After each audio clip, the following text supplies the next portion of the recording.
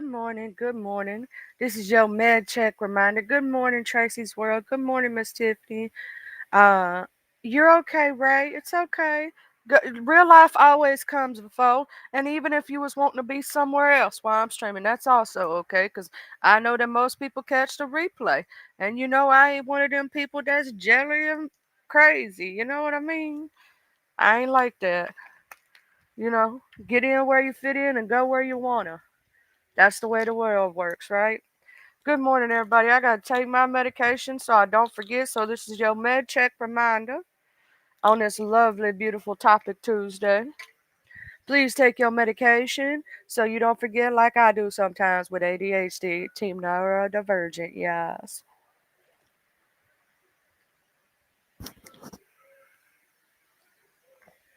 that's what I just did. I took my medication, y'all. I took my medication. All right. So on this topic Tuesday, I was running around the streets a little bit yesterday, right? I was running around the streets, and I just want to say congratulations to the Miss O for your graduation coming up.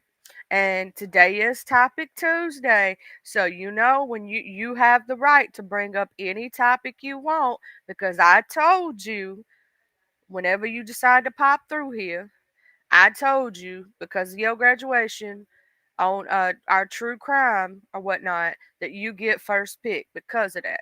And then Jay Dizzle said she had a case that she wanted to bring up that she's been watching and whatnot. And so, y'all just let me know which cases and I'll do the breakdown and then we'll talk about it and whatnot. Um, So anyway, on this topic Tuesday, let's get back to the commentary. I just had to say that. Also, for anybody that's having a birthday and I don't see you on your birthday, please remind me, cause I have a very bad memory and I very rarely remember anybody's day, and I'm sorry. It's just trying to keep up with so much at one time it takes me a long time to remember stuff. So if you have a birthday, let me know so I can sing you happy birthday, or at least tell you happy birthday and celebrate you in the chats. Good morning, Unwind with Messy Beautiful. So, uh, anyway, we'll see what had happened was in retrospect. I was over there. Okay, so we know the situation with Krista is ramping up, right? We know that situation's ramping up. Okay. Um, People were questioning her yesterday, and I did hit her link about her being a nurse or not. Now, I will tell you this: it ain't no shame and no game, no matter what level she got to. I'm gonna tell you this. I'm gonna tell y'all a little story. It's story time since we talking about CNAs and nurses and stuff. A lot of people don't know this. I don't talk about myself too much, but at one time, my mother got her CNA. She was working at a nursing home, right?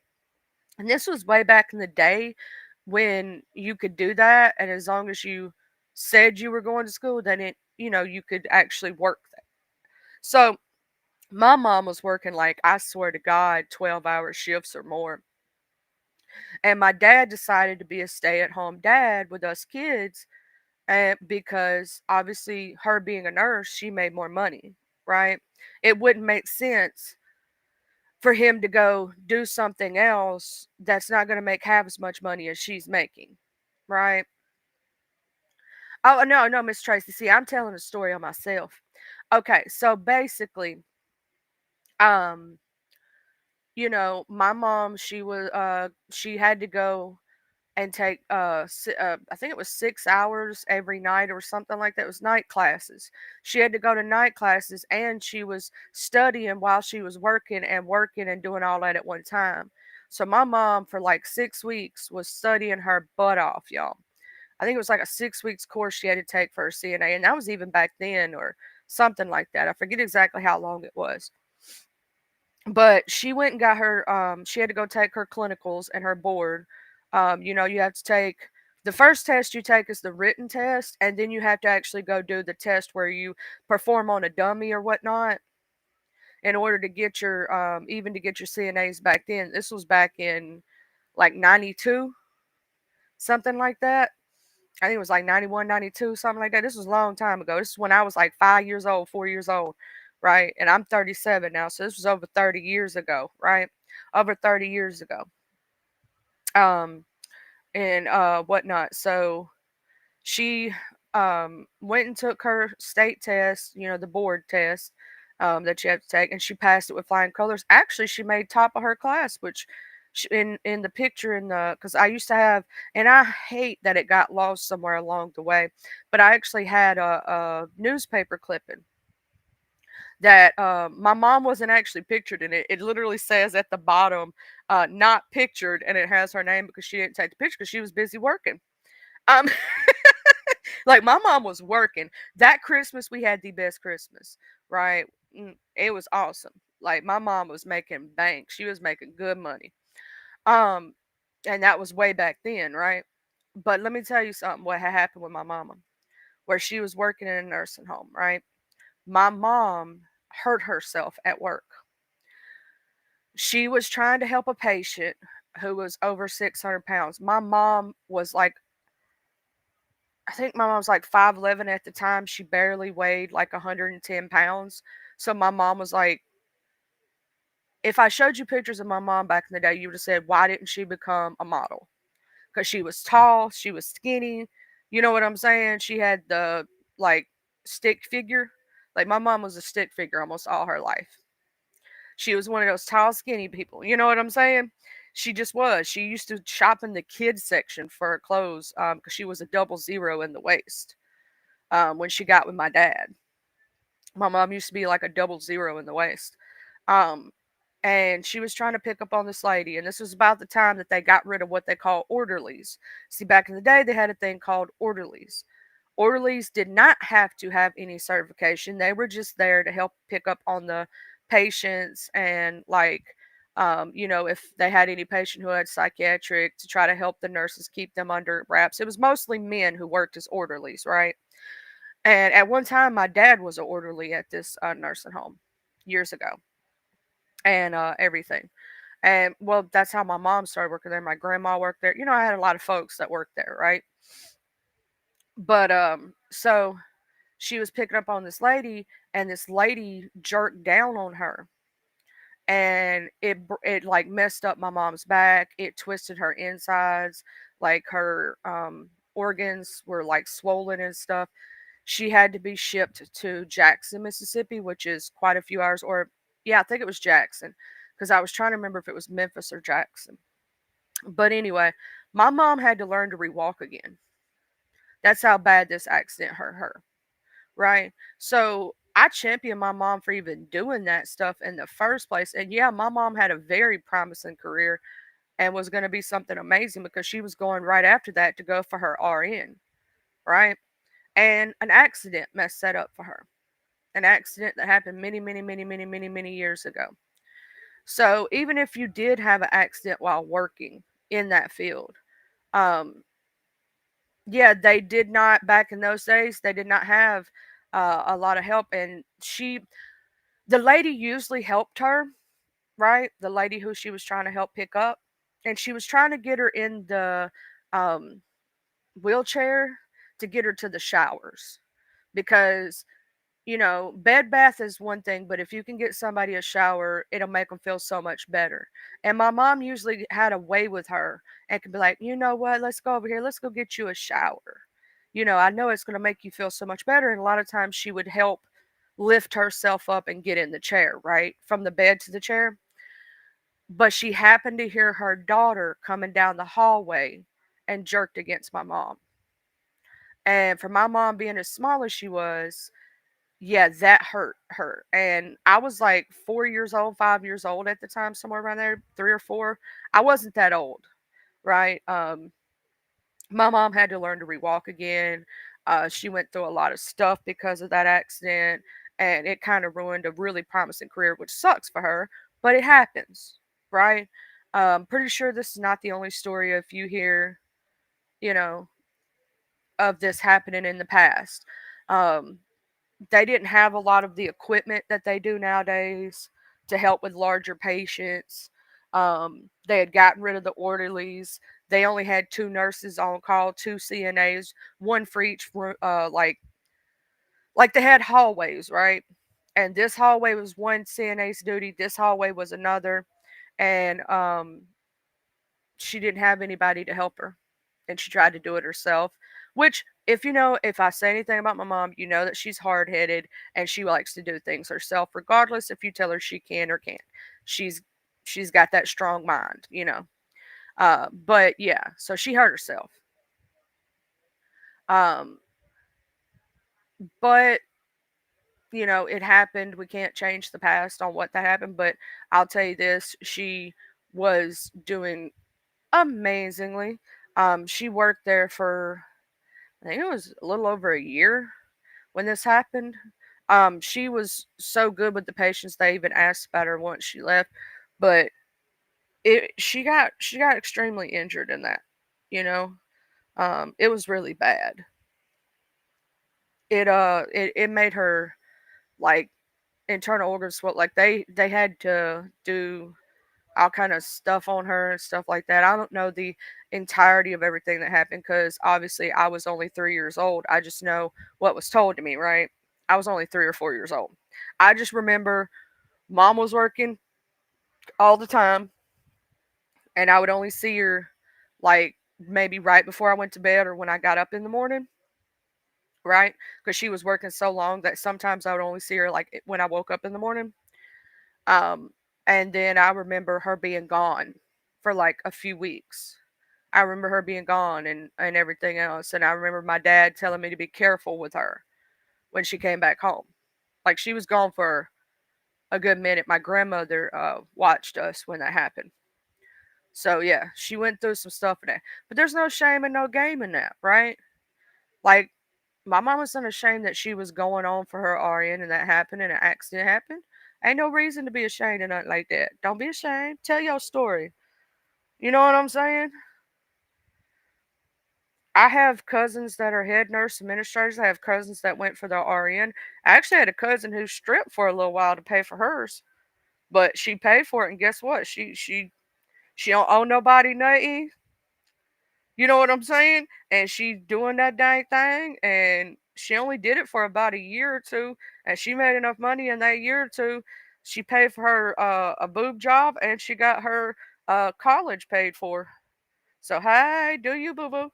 I ain't even mad at her. I ain't mad at her. Shoot, other people in the family was talking crap about her. I wasn't. I was like, go ahead, girl, do that thing. See, I don't get mad at people when they try to further themselves, no matter which way they have to do it, right? And I don't understand why people be putting down certain folks for doing what they got to do to survive.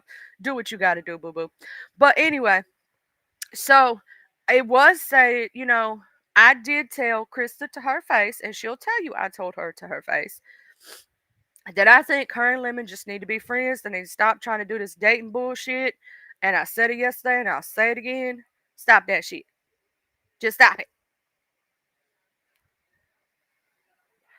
You gonna have a good day at work, Miss Just Andrea? Good morning, James. Yeah, you got to work with what you got and do what you got to do to get to where you need to be. That's the way I say it, right? But Lemon didn't go live yesterday, right? But he was over there at Miss Zintel's, and you know what I'm saying? I was trying to catch. I was like, why is Mrs. Zintel and Krista into it? And then I realized it was over the job situation.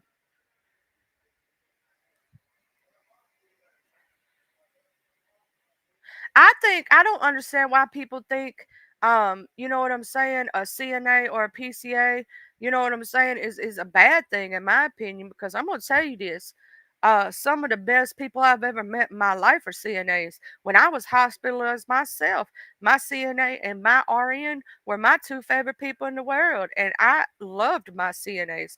You know what I'm saying? They were amazing to me. And I do believe that CNAs don't get paid enough to tell you the truth for all the stuff they put up with. Hey, Roasty and Toasty, how you doing? How's it out there on the road? I know you've been driving. But so far, that's what we know about the Just Krista and lemon situation. And then, Miss Ronnie IQ did do a live, yeah, if y'all don't know, on her members only. Now, this morning on her morning show, she gave a little teaser, a little teaser, so you could see, what she might have been saying in her members only. She didn't give y'all the fullty of it, and she said if you want to see it, you gonna have to go to her members only, which is smart, Miss Ronnie IQ. I'm just saying, get paid. Um, you know what I mean? I might do that with my members only if I need to drag a hoe. I might drag a hoe behind the paywall. You never know. Shoot, get money, be smart. You know what I mean? That's what I tell people. Get your money anyway. Like, get your money, because y'all all know that we all have had to struggle, right? We've all had to struggle one time or another in our life.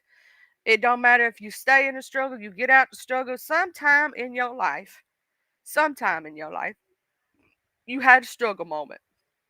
And some people's struggle moment may be longer or worse than others, but everybody's had one, right? You've had a struggle moment at least once. You know what I mean? You've had something happen in your life where you were struggling just a little bit, right? And so I tell folk to do what you got to do to, get where you got to go. Like, get out of that hole, do what you got to do. Mhm. But get paid. Don't be dumb, don't be stupid. Do what you got to do. Sometimes we get struggle and sometimes, we get out of it. I think I'm gonna say this, Indigo, and I would be proud of your sister too. Cause I'm gonna tell you something. Ain't no shame in no game. If you a CNA or PCA, you still getting paid good money. Even though you doing a lot of hard work, you still getting paid good money. Cause I know what they made way back in the day. So if they was making that way back in the day, they still making good money today. They making better money than some of us. You know what I'm saying? Who have regular 9 to 5s. I'm gonna tell you something. They making good money. They work long hours and they do a lot of stuff, but they make good money. Don't be putting down nobody's hustle. You know what I'm saying? Sometimes you gotta hustle and you gotta do what you gotta do to make it in this world. So I don't put down nobody's hustle. Like, do you and do what you gotta do to make it and survive in this world. The only way I will put down your hustle, and I'll tell you there's only one way, and that's if you out here doing some things you ought not to, and y'all know exactly what I'm talking about without saying it, and you hurting other people.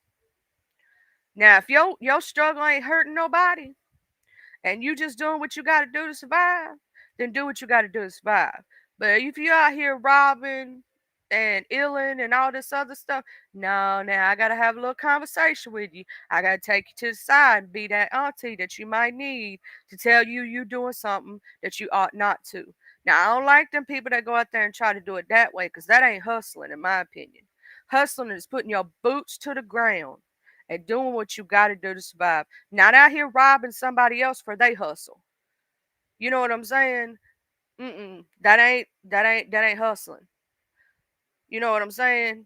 In my opinion, hustling is you getting out there, you putting your boots to the ground, you working, you doing stuff, you getting your life on track, right? Like Roast Toast is a truck driver, right? He out there on that road every week making that money. You know what I'm saying? That's hustling.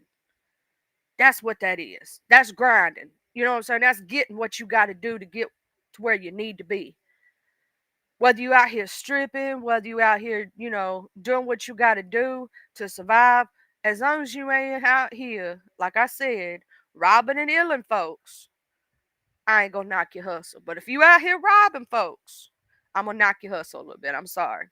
Because you didn't work for that money. You don't deserve to steal somebody else's. Okay? And that even goes for corporate America. See, a lot of people think that when you talk like that, you talking about the hood, you talking about these people. Nuh-uh. Corporate America folk be stealing money too. Mm-hmm. That be some of the biggest thieves. Tell me I'm wrong. Tell me I'm wrong. There be people up there, what do you call that? Embezzling money from charities and stuff. That's the same thing as going out robbing somebody. Same thing. Mm-hmm. Mm-hmm. Just saying. See, that's what I'm saying. She making 21 an hour. She making more than the average person, right? 21 an hour is a dang good paycheck at 12 hours for 4 days. She making more in 4 days than some people make in 2 weeks. Don't knock her hustle.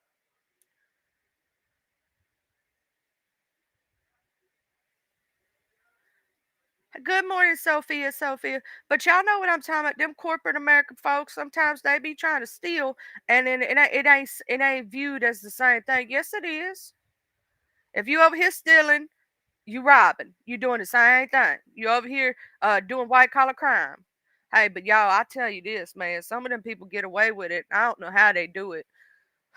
I'm like, shoot, if I did something like that, I'd get thrown under the jail. I ain't even getting on top of the jail. I'm getting thrown under. They be getting all these like cushiony things and stuff like that. I'm like, let a poor person do that and see if we ain't thrown under the jail. We gonna be thrown under it so fast. Shoot. But that's part of it. And then what we had going on besides that was trying to think. I thought there was another beef going on. Oh, Miss Tiva did a live yesterday. And did Miss Demetra. They did back to back lives, like old school way. And they was going in on each other. And that did remind me of old school beef sector, both of them. I want to tell both of them. That did remind me of old school beef sector because that's the way we used to do it back in the day. You wait for the person to go live, then you do something to combat it, and so forth and so on, right? That it did kind of remind me of that. And yesterday was Queen Diva's birthday, so I sang her a happy birthday to you. And then I was over there at the hood table, y'all, and she was talking about Envy, right? Envy, y'all know Envy, right? Uh, anyway, she's talking about he was having a live the other night, and they was talking about grown folk business. You know what I'm saying? Grown folk business, and after dark kind of conversations, and they said it was a good time and whatnot. I don't know. I wasn't over there.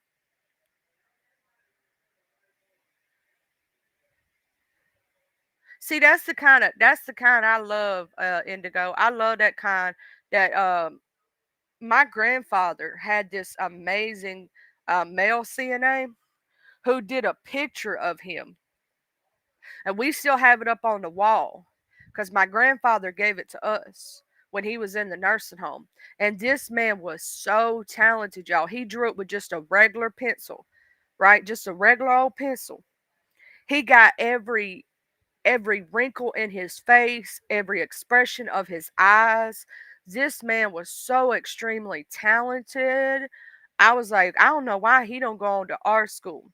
I don't know why he don't, because he was amazing, y'all. Yeah, at MV's they were having some kind of after dark talk about, let's talk about sex, baby. Let's talk about you and me. Let's talk about all the good times and the bad times that may be. Let's talk about sex. That's what they was doing. I'm sorry, but that song came to mind.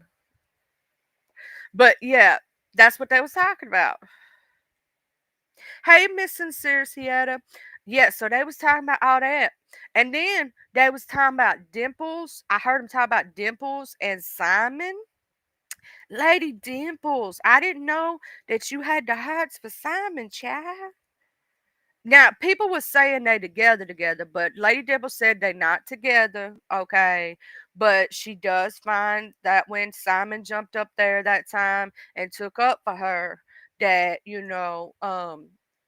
she feels like, oh, hey, Street in Scotland. I don't know if I said hey to you. If I didn't, I'm so sorry. Look at me being rude.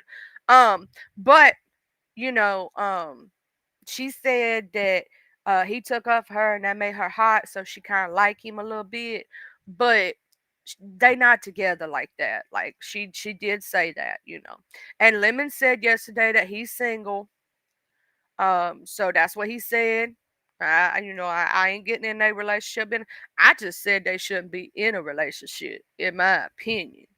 In my humble opinion, y'all should just remain friends. Cause what's gonna end up happening is y'all gonna keep fighting, and then there's gonna be a mad day, and y'all ain't gonna be friends no more. And I'm sorry, but I would rather keep a close friend than loses it over something so trivial as a relationship. Relationships can mess up a good thing, especially if you know it ain't gonna last or you don't feel. Because here's the question they gotta ask themselves, and you gotta ask yourself the hard questions, right? Are you willing, especially if you're in a long distance relationship? Now, goes for anybody. If you're in a long distance relationship, if you're in a relationship that's online, are both parties willing to move for the other one, right? Are you willing to uproot your life and the things you got going on in your life and move away from your family to be with the other person? Because you might as well not even try to date somebody if you don't think that's a possibility. I'm gonna give some relationship advice right quick. I'm gonna be Guru Charlie right quick. Okay, so y'all come on in and listen. Okay, I'm gonna whisper this to y'all so y'all know what I'm talking about. Okay, so I'm gonna say it right quick. Okay, if you're in a relationship and it's specifically online or long distance or even in real life, and y'all don't live 5 minutes from it, y'all got to know what your hard no's are and your hard yeses. Y'all got to sit down and have a conversation about what you want and what they want. And you got to see if that matches up, right? You got to get to know the person to know if y'all's, compatibility is there, right? Hey, room shaker, shaker. So, before you even sit down and really get too far into getting feelings for a person, you need to make sure you have those hard conversations. Because if you say no to even one of the hard no's, you might as well not waste your time on that relationship because it ain't never going to work out, right? Y'all need to have them serious conversations in the beginning of your relationship, in the very beginning. Because why are you going to waste 4, 5, 6 years of your life on something you know will never work out, will never go anywhere, when you could have missed out on so much that could have worked out? So have those serious relationship conversations. Now, if it's just a booty call, do you, boo boo? You know what I'm saying? Have your booty call moment. You know, go have some fun. I ain't telling y'all to. Just remember one thing: wrap it before you tap it. Don't be over there like STD gate and wind up with something you can't get rid of. Okay? Or even having to go to a doctor and having to explain to them, well, I slept with this person, but they slept with this person, and that person slept with this person. You don't want to have to go through all that. So wrap it before you tap it, and you don't want no random babies popping up by somebody you don't like. Okay? Because guess what? When you have a child by somebody, you got to deal with that motherfucker for the next rest of your life. They say 18 years, but no, it's the rest of your life. It is for the rest of your life. I'm going to go ahead and tell you it's for the rest of your life. And you got to deal with that other person. So wrap it before you tap it. Make sure you be careful who you laying down with because you don't never know. Just saying. There's a couple things that can happen from unprotected, right? Unprotected, we all know sex, unprotected sex. Yes. Be very careful and cautious who you let stick you or who you stick your dick in. So you know what I'm saying. So be careful who stick you and vice versa, right? Or if it's not hating on the other way. I'm not hating on if you rubbings and stuff like that. I'm not a hater. Get it how you live it, but make sure you use protection. And I'm gonna say this: everybody be saying, "Oh, we know about condoms for men." Did y'all know that there's condoms for women, and there's a thing called dental dams for my lesbian ladies and my regular ladies that keeps you from being able to get it in your mouth? It's called dental dams. Y'all should look into it. There's condoms for both sexes. There's female condoms too. I don't know if y'all know that. It's to try to keep the spread of STDs down. Also, make sure your partner get tested and make sure you see the paperwork. Don't take their word for it because motherfuckers be lying. They lie lawyers. They be lying. Don't trust the motherfucker. Don't trust no one.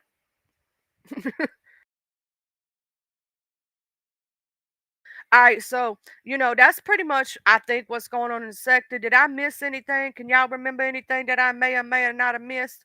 Also, for my Mo 3 people, I gotta go over there and see what the new storylines is. I've been MIA in the Mo 3 sector, the troll beef sector, and I've been MIA over there. So I don't even know what's going on right now. Last I heard, the captain and Queen 88 was still at it about child support, and supposedly there is a warrant out for his arrest because back time child support. Supposedly also, the STD gate happened. We all know about that one. That one made sector news all over the world. Uh, you know, it made sector news. We all heard about STD gate. I don't know. I haven't been over there in a minute. It's my problem, my fault. I've been trying to keep up, but I got sick for 2 weeks. And if you miss 2 weeks in one sector, you done missed 2 years. So there's probably about 50 different storylines that I done missed while I was sick. Mm-hmm. Y'all know I ain't lying. I done missed a lot of things, y'all. I know I have. I know I done missed a lot. You know what I mean? Mm-hmm. So, has anybody seen anything that I may or may not have missed while I was sick? Cause I don't want to make. I want to make sure I report all the news you can use. You know, I don't want to accidentally report something and then be like, "Oh snap, I missed that." Now, I will say, yesterday I got a report on this. Now, I saw this. I saw this, y'all. I saw that some people was stating that in the live that Just Krista did the other day, that she was slick shaded Miss Tracy. Child, that's what I heard now. That's what I heard. I ain't saying I am not confirming nor denying because unless JC's in here and can tell me herself, hey Miss Leo, good morning. Um, unless Just Krista and Tracy both can confirm or deny, that's what I heard yesterday. Now I ain't saying it's the truth. I ain't putting a Bible to it, right? I ain't putting my hand on the Bible and I ain't swearing to nothing. But I had heard it through the grapevine that people were stating that Just Krista, when that situation was going down, was shading Miss Tracy, y'all. I had heard that. Did y'all hear that too? That's what I heard. I don't know. I don't know if they've had a conversation together and been on live. Cause see, I was over there at Rodney's, then I went to Miss Tracy's, and then ODS had a crazy panel last night, y'all. If y'all didn't get a chance to check out ODS's crazy panel yesterday, you should go check it out. It went, it was messy, y'all. It was awesome and messy. And then I did see Shaka and them up on YTC's this morning. I caught your I was catching your replay, YTC. I got there halfway in the end of it, so I had to catch the replay, and that's why I was a few seconds late because I was trying to catch YTC's. I had to hit the like button and catch it and whatnot, which I got to share you out more, YTC. That's on me. That's on me for being half asleep and my coffee not kicking in. I'm so sorry, girl. But I at least talk about it in the morning and, give you your props. I do that, and make sure I tell folk. Um, Now, if y'all don't know, gotta tell y'all people something. If y'all know, now December the 14th, I'm gonna be a judge over there at Miss Leo's charcuterie board challenge. Y'all, she's doing it December the 14th. Make sure you have your notifications on. I'm fixing to drop Miss Leo's channel. If you are not subscribed, you should totally. It's gonna be a really good time. We're gonna have some fun. I got my little piece of paper. We already know who the contestants are. We already know what the pot's at. We know what people gonna win. It's gonna be very professional. Cause y'all know how Miss Leo be. She gonna have it very professional. So I'm gonna drop her channel right quick. I'm dropping Miss Leo's channel. This channel I'm dropping, that's me, Miss Leo the Lioness. All right, and y'all go over there and subscribe because she gonna be doing that on the 14th of this month. So make sure you subscribe to Miss Leo the Lioness. Okay. And it's gonna be a fun time. We're gonna have some fun. We get to see some good food being made, and we already know all the information. Miss Leo has kept us abreast on the whole thing. You know what I'm saying? Um, and and then Miss Lady Nika. Now I will say this: Miss Lady Nika is coming out with her third annual Ugly Christmas Sweater contest. Okay, and it is going to be Saturday, December the 21st at 7:30 p.m. Central Standard Time, 8:30 p.m. Eastern Standard Time with DJ Buddy Lee. If y'all ain't know, Buddy Lee's one of the best DJs in the business. He does his lives most of the time. Uh he does Fuck Shit Friday and Turn Up Tuesday, right? Most of the time that's what he does, and then he'll be over there at Lady Law sometimes and stuff. Really, really fun time. Good morning, VS Boo. Good morning, D Ham. How y'all doing this morning? Uh, so that's what we was talking about, okay? But last night, if y'all ain't caught it, I'd say the two things you really, well, it's three things you need to watch. I would say rewatch ODS's panel from last night. Okay. That's where you're going to get a lot of the drama from last night. And Mrs. Intel's live from last night. Those are two of the big drama areas. And then I'll say that if you want to catch a little bit of what Just Chris is saying, she had a live last night combating what Miss Intel was saying. So, if you want to catch the whole story. Now, that's on y'all. Now, YCC was talking about it this morning. And Resto was up there and stuff, but I didn't really hear him say that. Now they said now, y'all, I got something that I heard. I heard it through the grapevine. How much longer would you be mine? I heard y'all that Lemon went over there to Mel's channel, fussing about Jay Dunn, y'all. I heard that over there at YTC's because Sheffy shared it on her community wall. So if y'all ain't subscribed to Sheffy, I would. She be putting some hot popping tea on her community wall too, and she do it and she was sharing it out. And I went over there, y'all, because I finally figured out who the lady was. I was like, I didn't know these people. Child, they getting like maybe 80 views alive and whatnot. I'm like, oh, so that's why you over there with Lemon. I get it. See, that's why they don't come over here much. Because I don't get all the crazy views that some of the other folks in the sector get all the time, right? But I see why they over there touching on Lemon. Because Lemon's getting views right now. He's holding at least anywhere from 300 to 600. Most times 600 is his average a night. So those are numbers. Just like I was talking to somebody the other day, right?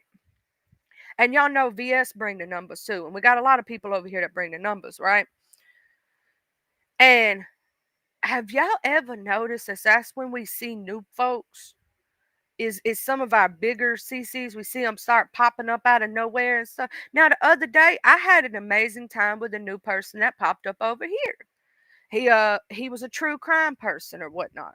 I went and subscribed to his channel. He had a good conversation with me and we had a little, talk and stuff, and he was asking me about true crime stuff and we was talking about it and whatnot.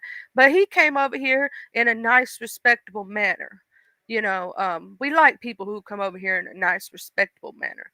We don't like the folks that come over with the disrespect. Y'all know we'll eat them up. We don't like that stuff.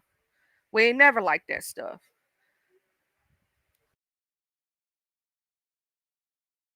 And if you're gonna be disrespectful, make sure you throw your money where your mouth is. I'm just saying, cause money talks, bullshit walks, baby. You know. Now, am I wrong for that? No, you know I ain't. Y'all know I ain't. But that's so far what I've been seeing going on in the sector. So we have the storyline of Just Krista and Lemon's relationship storyline. We have the storyline of Just Krista and where she worked, and that involves Miss Tracy and others. Some people are stating that they. Good morning, Miss Lakendra. Some people are stating that they don't care what she did in her past or where she worked or all this other. Now, some people's calling her out on it and saying that they could not find a record of it. Um, So that's what some people saying. I'm just repeating what's being said on the streets, child. Don't murder the messenger. Don't murder the messenger. Okay. Don't shoot the messenger, as they say. Um, I'm just the messenger repeating the message. Um, so that's what's going on with that storyline. And then we still have the Miss Tiva, Reed, Demetra. I haven't seen Rick go live in a minute on it, so he may have taken it. You know, he'll do his one or two lives sometimes, and you won't see him for another week, and then he'll pop back up. You never know about Rick Reed. He comes and goes as he pleases, when he pleases. So you don't never know what he gonna say.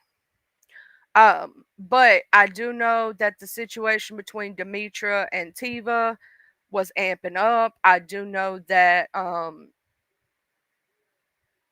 Reed, the Heart of Philadelphia, is back.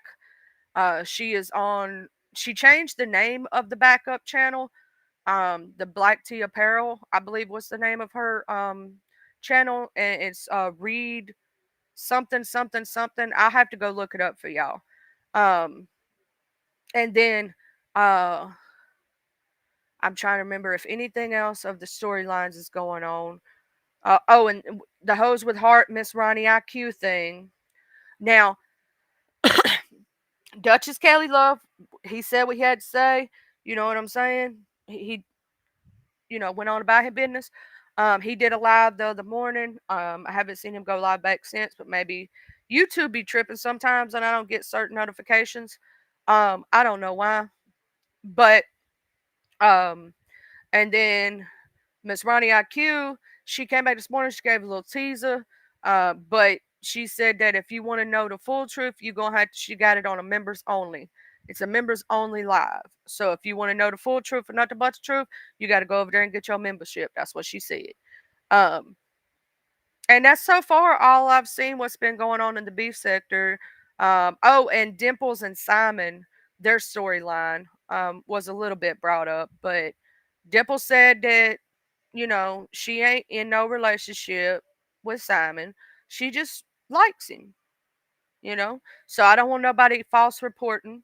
So, I'm trying to say what Miss Dimple said and make sure there's no false reporting on the fact that people are going around saying they're in a relationship. Miss Dimple said yesterday they were not, but she did like how he took up for her.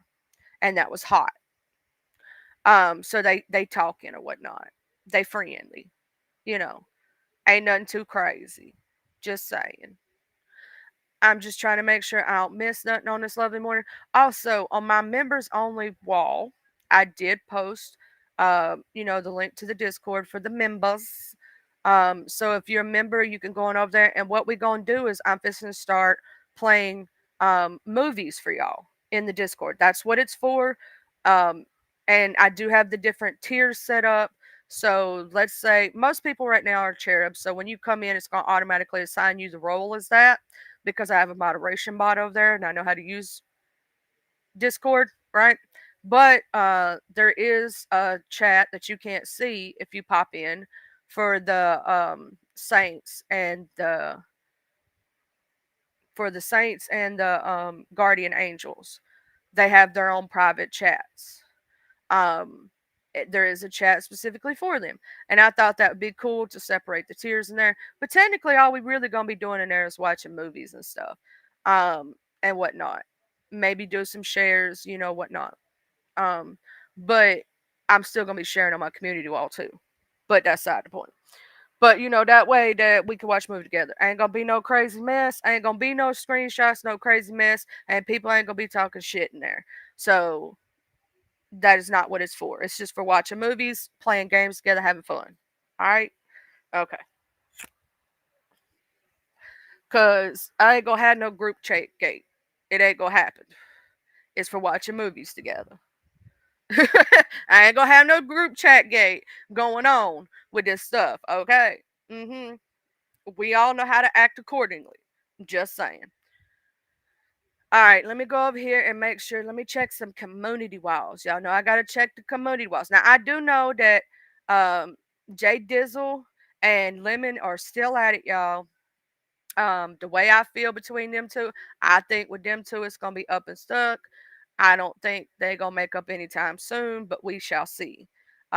Because sometimes people be fighting one week and be cool the next.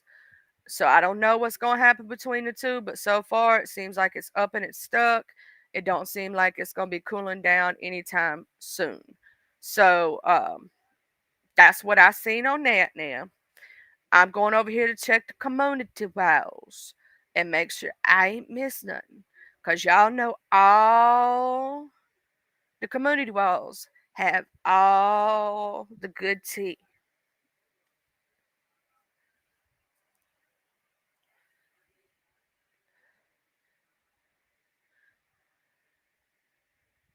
Oh, I found Read the Heart of Deal is this. Read speaking truth and facts. Um,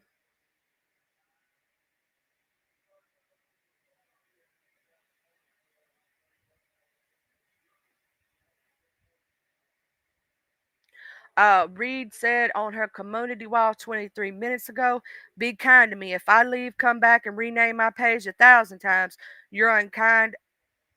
I think that's supposed to be ass, I'm sure. We'll be watching. Keep my name out your mouth, you fake A bit. I stand on not effing with hoe that jaw jack in a beat absence. Act kind to me. So I guess Act kind to me has said something bad about Read the Heart of Philadelphia, and she come back on her community wall saying something about it. Okay. And then we got Z Sarah, our girl, our only British babe, because we don't know this male chick yet. We got to get to know her if she gonna come over here. Like she just can't be just coming over here all willy nilly and acting like saying the stuff she be saying and stuff. Like child, you don't know what this sector give. We will all jump you at one time. You just don't know. You just don't know. I'm just saying. Um, I'm trying to check the community walls. Where's my community wall thing? I was just on it, child. I was just on it. I'm trying to scroll. I'm trying to scroll. Uh oh. Did I miss something? Let's see. I'm trying to make sure I don't miss none of the tea. None of the tea, none of the dramas, so y'all can have the places to be and the places to go and know who's doing what with who. Where's my community wall thing? Usually it's right up here. Let me refresh this and see if it pops back it up. Cause I just was looking at Z Sarah's community wall and it just I don't know.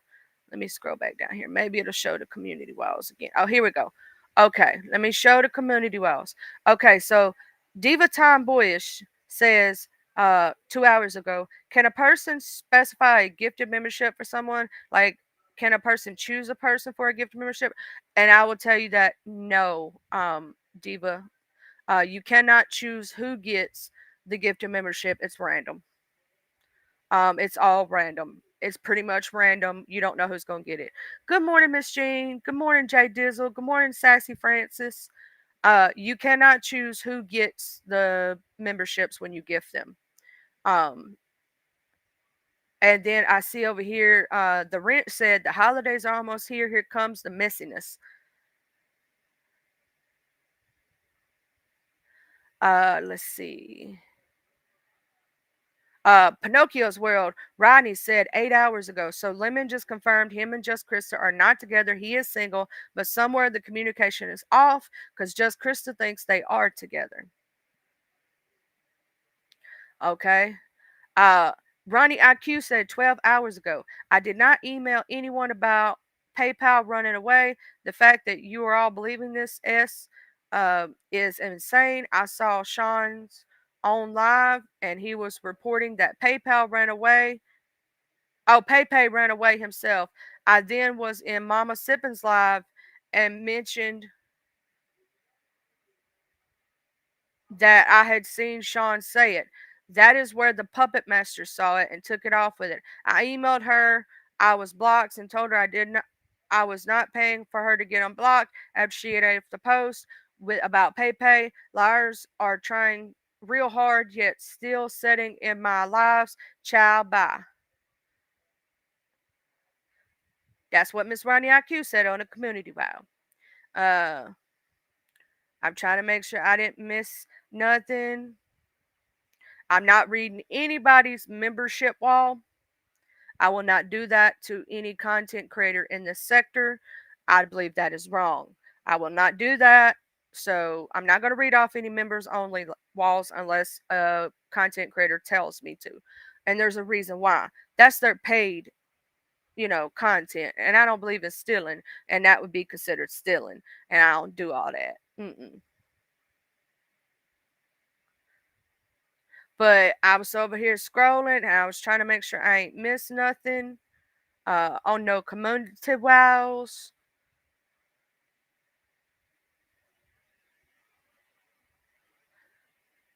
Okay, so I looked and I'm gonna refresh one more time and see if it changes the community walls and see if I see anything new or different. Also, yesterday was Mo 3 passing, so we still, sending out our love and prayers to those who love Mo 3 and still saying long live 3 for the Mo 3 sector. Yesterday it was 4 years since his passing. So yesterday was, I just had to say that.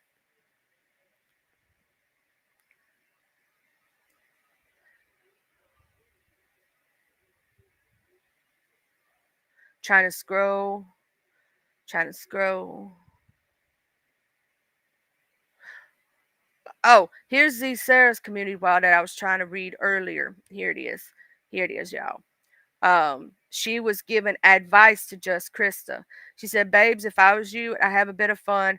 I would lay a whole heap of breadcrumbs and an imaginary backstory to keep those YouTube Columbos busy. Have a laugh, babes. Don't bend to pressure. Most of them aren't even showing their faces. We don't know who they are. The nerve of them, because they was talking about Just Krista's workforce. Some folks. Good morning, sweetie. Some folks think she was a nurse. Some folks don't think she was a nurse, right? So we have that whole thing going on. Now, we had people calling her in chat because she didn't know what I think it's in Excel, how they said nurses actually say the name of the test. They don't say it like if you would say NCLEX, right? They say Inselex. I think that's how you say it. If I'm pronouncing it correct, because y'all know I'm country as all get out.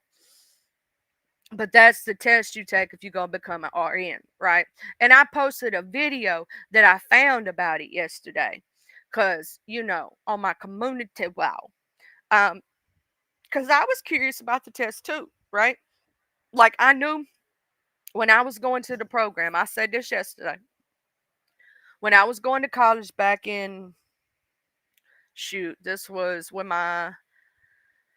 so I was 24 years old, 23, 24 at the time when I went to college, right? And I had my little son when he was little, right? And I was going to college. I was actually going to go into the RN program. There was some falsity said yesterday that I would clear up. You do not have to have a CNA or an LPN to go for an RN program. You can go directly into the RN program, just like you can go directly into the LPN program, just like you can go directly into the CNA. Well, CNA is a 6 weeks course. It's not, it's not that crazy. It's a certification. But the program for the RN. Now I will say that you do get an associate's degree. And then you can work your way up from associates to a bachelor's to a doctorates and so on and so forth. But you do have to have the bare minimum of an associate's degree. You will take prerequisites before you get into the program. It usually takes 4 years. 2 years for the program, 2 years for your prerequisites. Now, if you take some of your prerequisites during the summer and one semester, you can get that done in a year and a half and then take the program. The program itself is a 2-year program. The reason it takes 4 years, most time people don't want to do some of their classes during summer school.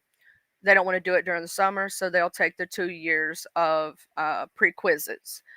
I know this for a fact because I had to take the same damn prerequisites, right? I'm going to tell you where I messed up. My dumb butt tried to take microbiology, AMP2, and college algebra all online in the same semester. That was the dumbest decision that I ever made in my entire life. And at the time, I was taking care of a 4-year-old child. My grandfather was in the nursing home. I was taking care of him and my mom and daddy. It was the stupidest decision I ever made in my life. And I admit it. I was trying to do too much. I'm just saying.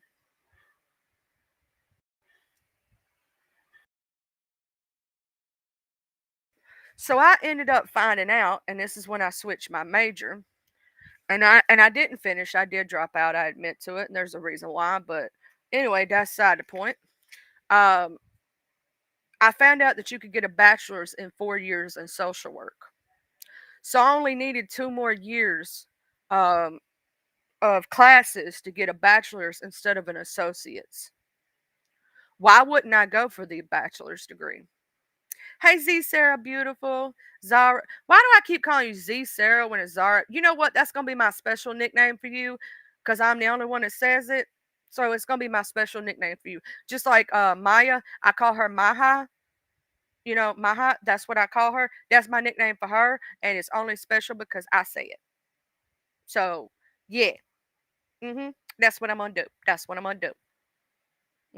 I got special nicknames. I mess up names and it's going to become a nickname because I messed up.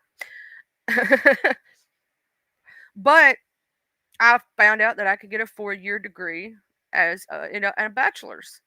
I'm like, why would I not go for a bachelor's degree in 4 years? That would be kind of dumb.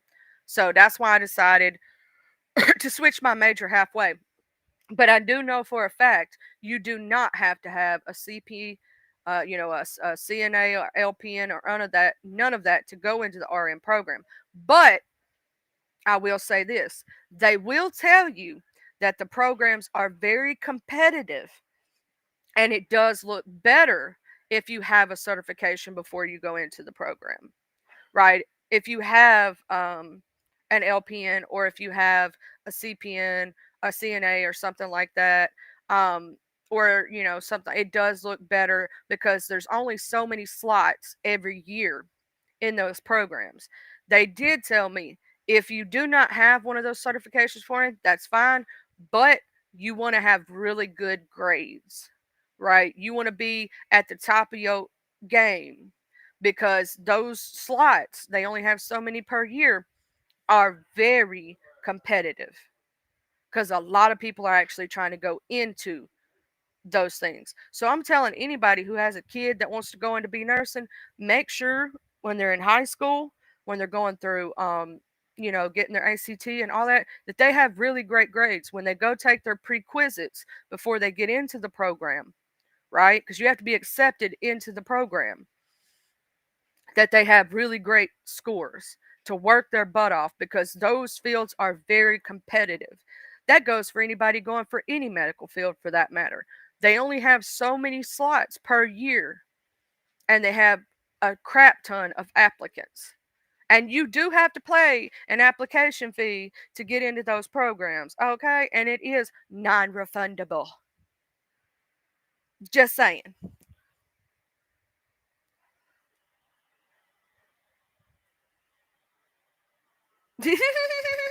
You give people just entirely new names. I've done that before.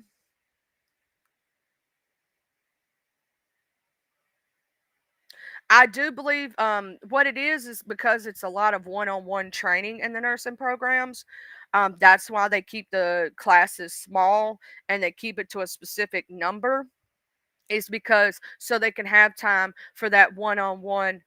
You know what I'm saying? They can have time for that one-on-one. Your cousin went in with a bachelor's in forensics. That's really cool. I was trying to get a good morning, Arturo. Yeah, I've been using the Restream. I tried the Uvamax and the other one, and they kind of suck. Me and Z Sarah, Zasara was talking about doing a stream, and Honors Row, if you would love to come over, I think it would be great for all of us to jump up on Z Sarah's live. She was talking about us doing a thing where we review the different streaming apparatuses, the different things you can use. I am wanting to do a class on how to use these things. So what I think I'm going to do, because I've seen people do it on other in videos. I think what I'm going to do is I'm going to do a video showing you how to set up Restream. I'm going to do a video showing you how to set up StreamYard. And I'm going to show you the different things that I do. That way it might help you because I know a lot of people learn by showing and being able to see it for themselves versus somebody else trying to explain it to them. I'm going to try to make it to where it's easy for everyone and those who don't know how um, don't know how to do it or whatnot. Those who do not know how to set up the situations. I want to show people how to set it up, how to go through here and do the things. Now, one day I do plan on showing how to do OBS. OBS is actually a lot harder than a lot of people understand, and that one's going to take a little time to get together because there's so much that goes into making the scenes and all this other stuff. It's not You can do it if you take the time to learn it, right? Is what I'm saying. It's just a lot harder than some of these other sites where it's easier. It is a lot more into it. But I would say you should only use OBS if you're doing specific things. Now, we all know Buddy Lee uses OBS, and in combination with StreamYard. Now, how he does that, he has different scenes set up, right? So in one of the scenes, he has the chat box, if you notice, and he'll pop that up on screen with different graphics. In another scene, he has the StreamYard and stuff like that, right? So he can switch between these scenes and all that, right? That's how he does that. I know what OBS is, and the reason so is I have a lot of friends um who use it for gaming and such. OBS is complicated, but once you learn OBS, it's really awesome about if you're trying to do like where you want to have different things going and you want to have like if you're wanting a game and you're wanting to put yourself in a small box but put the game on the big box, like it's really worth it if you learn it and you really need it for professional reasons. And it's free to download. OBS is completely free. You do not have to pay for OBS. You can download it for free for the free 99. And the reason I know about it is a lot of my gamer friends use it. Now, this Restream, I do have a Twitch channel. And I was thinking about eventually adding my Twitch channel to this while I do my morning shows on YouTube so it can simulcast between here and Twitch. Um, Twitch is also a very good platform. They don't just do gaming like people think. Twitch also has people who talk and have conversations. You know what I'm saying? It's not just for gamers, but it is a very gamer friendly site. Hey Daisy Brown, good morning. Good morning TSW. How y'all doing this good morning? But OBS is a really good one.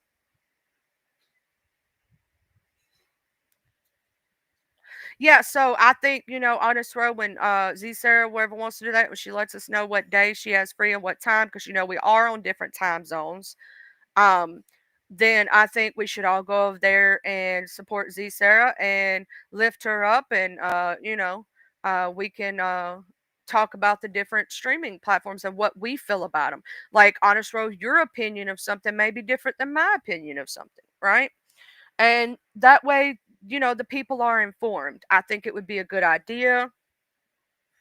Z Sarah, you could, as the host and whatnot, you could tell us which ones you want us to try to see how we like it, and then we could talk about it.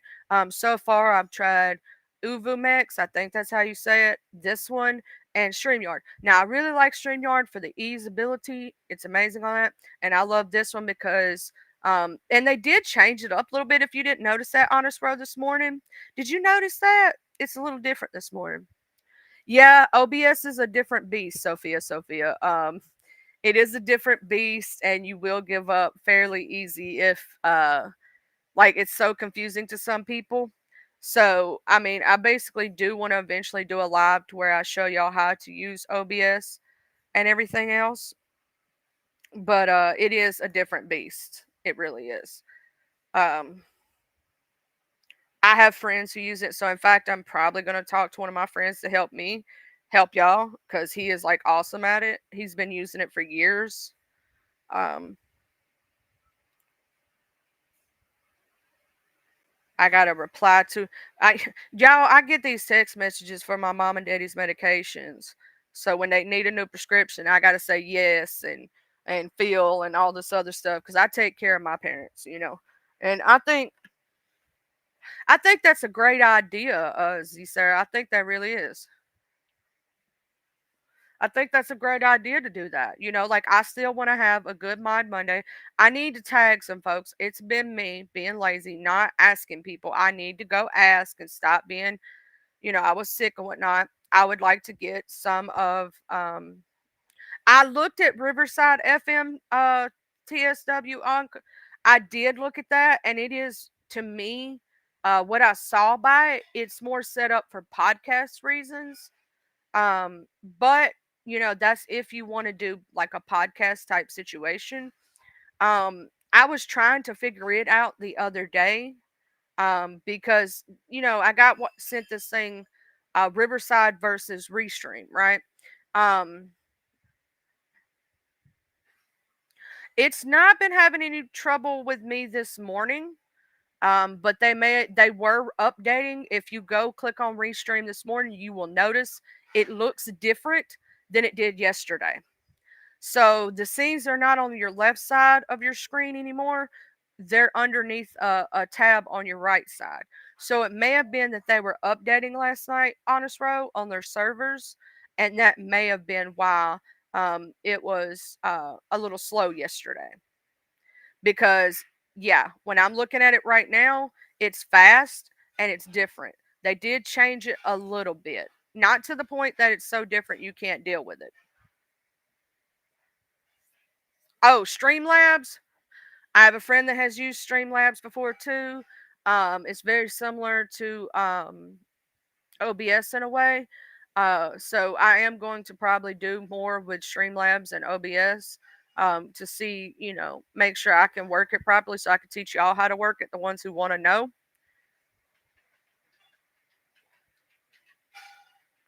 Yeah, I didn't like EVU either. I didn't like it either, D Ham Show. I did not like it. What's up, Beef Sector Podcast? I did not like the EVU thing, the Uvamax or whatever you want to call it. I did not like it. It to me, I didn't like it. Now somebody else may like it. I did not like it. I like the Restream so far. I like the StreamYard. OBS and Streamlabs are a different beast. Those are mostly used for gamers, but you can use them for this type of situation. Now, I would still state to keep the free version of either Restream or StreamYard, because you can use it in combination with them to have a guest link. And some of those they don't have guest links, right? They're more set up for you to stream by yourself. So they really don't have a stream like a guest link per se. And it is also that Restream, you're right, Zizera, Restream is having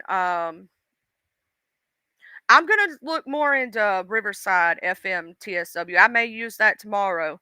I'm gonna set it up tonight because you have to do your setup to make sure you have everything right. You know how to work it properly. So I am gonna do that tomorrow, TSW, and I will try Riverside and see how it works tomorrow, how it performs versus Restream. So I will try that tomorrow. So you'll get to see how it performs tomorrow. I'll tell you what is easy about it, what's hard about it, and all that other stuff. It could be that Restream is having to upgrade their servers because a lot more people are using it now because they like the interface more. It could be that's possibility too. But I did notice um, they updated the way it looks. So when you go into and create a new thing for your new stream or whatnot, it is going to show something different to you than it did yesterday. Because when I was setting it up this morning, because see, you have to set up the restream every time you go live. So you want to do it about 5 minutes before you go live. 5 to 10 minutes. It doesn't take long to set it up. It takes about 5-10 minutes to do your setup. Where StreamYard saves all your videos and things like that within them. This one you have to set up a thing called scenes, and you want to do that about 5-10 minutes before you get ready to go live, so that way everything's set up. You don't have to worry about it when you go live. You can do it while you're live. I just choose to do it before I go live, and that's why I was a little late this morning.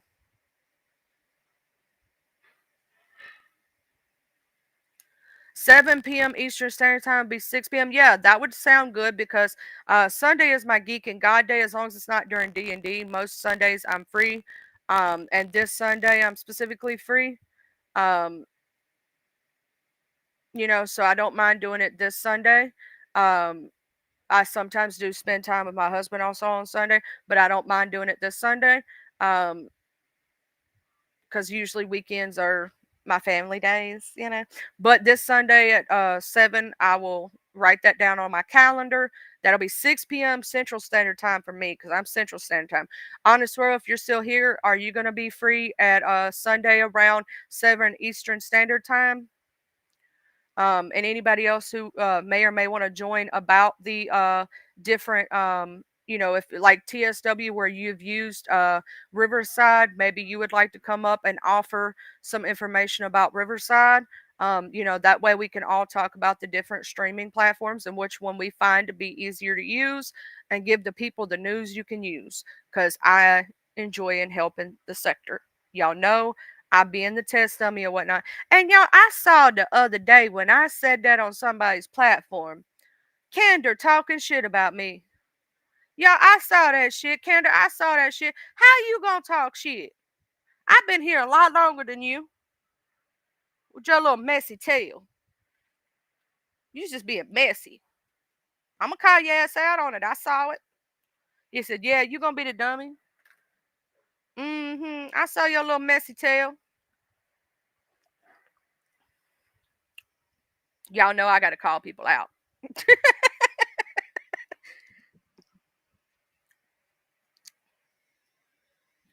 Oh, I don't mind doing about an hour. That I could do an hour, a little bit longer. You know what I'm saying? I'd love to pull our knowledge and all that together. I'm gonna make sure that I drop Z Sarah's channel so those who are not subscribed may go over there and subscribe. And if you have something to add to it, like if you know how to use OBS or you know how to use any of these platforms, I would like, Z Sarah basically her idea was that we all get up there and speak on it. And I think that would be a good idea. Now, I do have a show coming up also with Mika. It's going to be me, Mika, Hazel Diane, V. Lachey, and we're going to be doing a show. We haven't like said exactly what day we're going to be doing it and what time, but we're going to be doing a show called Going Viral. And basically, we're going to watch viral videos and then give our takes on the viral videos. Yeah, Jay Dunn, he was talking crap about me, talking about I was going, like, I don't even know him like that. I don't know him like that. You know what I'm saying? Because I said I was gonna be the test dummy for the sector. It was over there. We was over there at Rodney's house. We was over there at Rodney's house, and I was, and Uppity was asking me about, you know, the different streaming platforms. So I was like, tell him what I had known.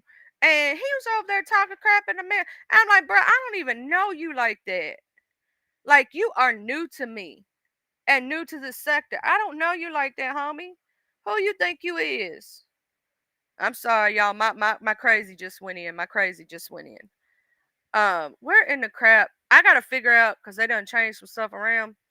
How the hell? Oh, there it is. Okay, let me copy this. All right, I copied it. I'm gonna drop the link. I'm gonna drop the link, child. I'm gonna drop the link, and I'm gonna pin the link. And I also got to do something because I forgot to do it, y'all. Um, I gotta make my guest banner right quick while I'm talking to y'all. So if y'all see me playing around, y'all see a picture pop up, don't think nothing about it. Cause I gotta get my guest banner ready, y'all. I forgot.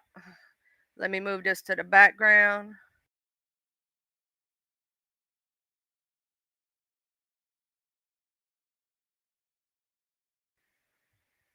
Child, I gotta fix this. How do I put myself to the back again? Oh, there we go. There we go. I did it. I did it, y'all. I did it, child. They did change some stuff around last night, so I'm over here like, oh, baby, sweet baby Jesus. But I don't even know who Candor is for him to be talking mess on me. I ain't never spoke to him. I ain't never talked mess to him. I ain't never said nothing bad to Candor. I ain't never did that. All right, hold on. Let me put up my guest banner, y'all. And child, why does it keep doing that? Is that you, Jay Dizzle? I really don't like this, Charlie, but I just gotta deal with it. How in the hell are y'all? I'm doing good. I know it's a new thing. It's just I can't pay for StreamYard. StreamYard too expensive. Oh crap! It knocked off Jay Dizzle. I don't think Jay Dizzle and Restream are friends, y'all. I don't think Restream and Jay Dizzle are friends. Maybe I got too much going at once.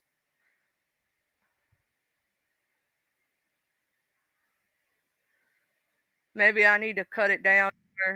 Let me try. Let's try this one more sometime. It says you got good internet connection. Girl, just that quick, it gave me the oh snap error message and kicked me right on the fuck off. That's why I like it. You know how I say oh snap and it put that little emoji face on there? Uh huh. That's what it did right now when you was talking to me. That, but you know, you gotta do what you gotta do. But yeah, about Kendor. He is a little racist somebody from across the pond. But just so everybody know, Z Sarah, she came over here with Kendor.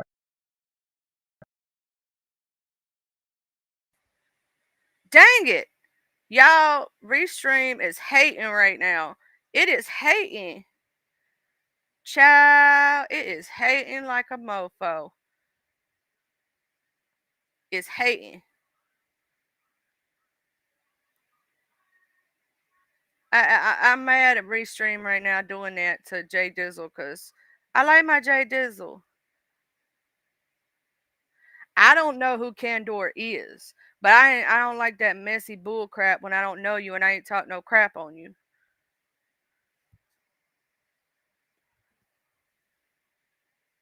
All right, let me try this again, Jay Dizzle.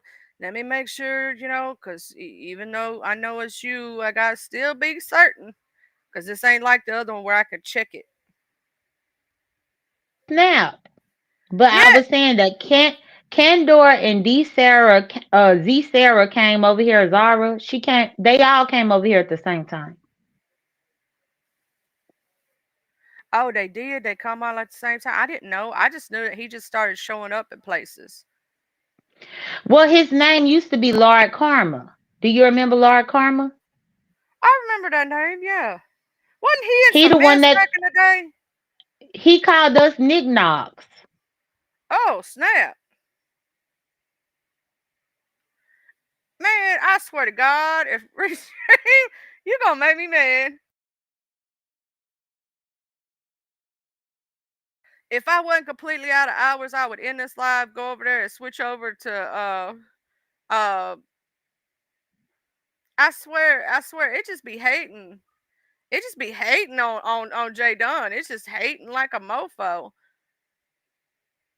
It's hating. I don't know why it's That's why. hating on you. That's why I don't like this. But Lord Karma called us knickknacks, and he set the sector ablaze by him being a white UK man calling us knickknacks, and Z. It done knocked her off again, y'all. Ah! Why does it hate Jay Dunn? Because D Miss O came up here the other day and we're having no issues. Child. Oh, Z Sarah said we came from Tita Talks. And I don't know him. He lives 600 miles away. So Z Sarah said she don't know him like that. That's what Z Sarah said. She don't know him like that. That's what she said, Chad. See? That's what she said.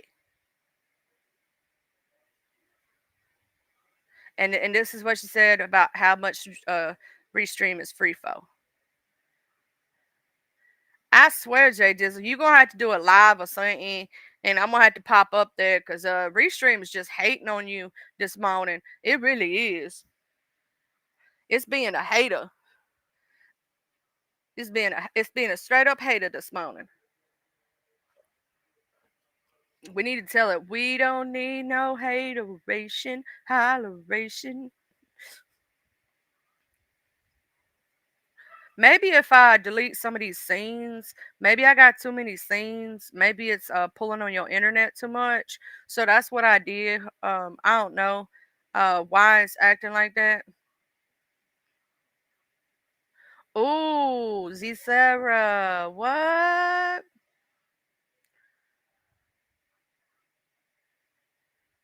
Yeah, there ain't no justification for that one. I would have cussed his ass out. Y'all know I would have. We ain't doing no hateration, holleration. We don't drink the haterade over here. We don't drink the haterade over here. Mm-mm. Your screen keeps going black, Z. Sophia.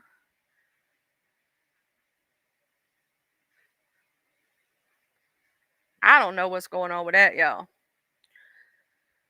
Are y'all having any?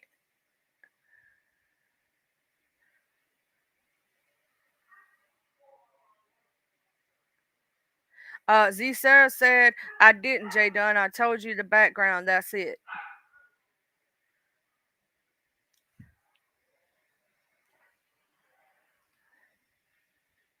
Oh, you know what? Maybe it's because I got my stream set up too high.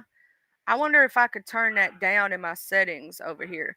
Let me try something right quick, and then Jay Dizzle, I'll ask you to pop back up. Let me see if I can get over here and change something because it's set at 720p right now.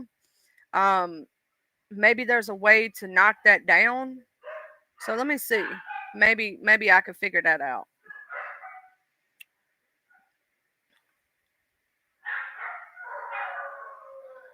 Let me see.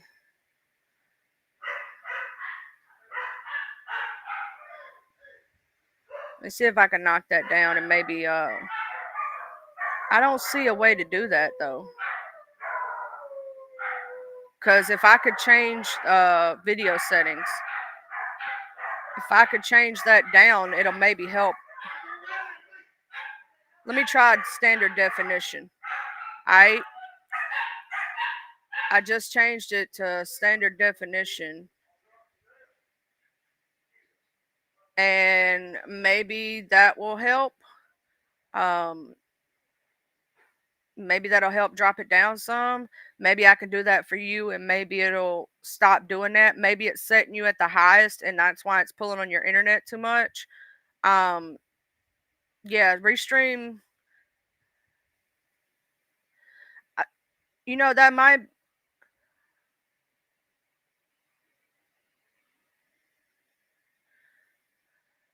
Well, Z sir, if you would like to pop up and say your piece, um, you can. That's the way.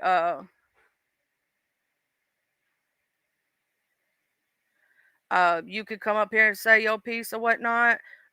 Maybe if I go in and change up people's, from 720p, maybe that's what it is. Let me put on my guest banner right quick, and I'm gonna try that where I try to change the guest right quick video thing. No, it won't let me do that over there, but let me go ahead and I got my guest spin up. I'm gonna add you both. Can you hear me, Jay Dizzle? Yes, I can. Okay.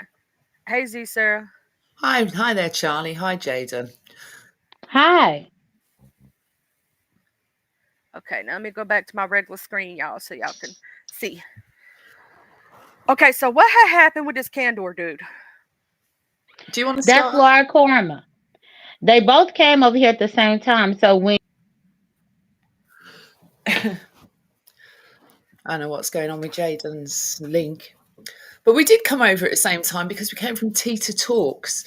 Um, so, do you know Tita? I'm sure you Yeah, do. Miss Tita. Yeah, Miss Yeah. Tita.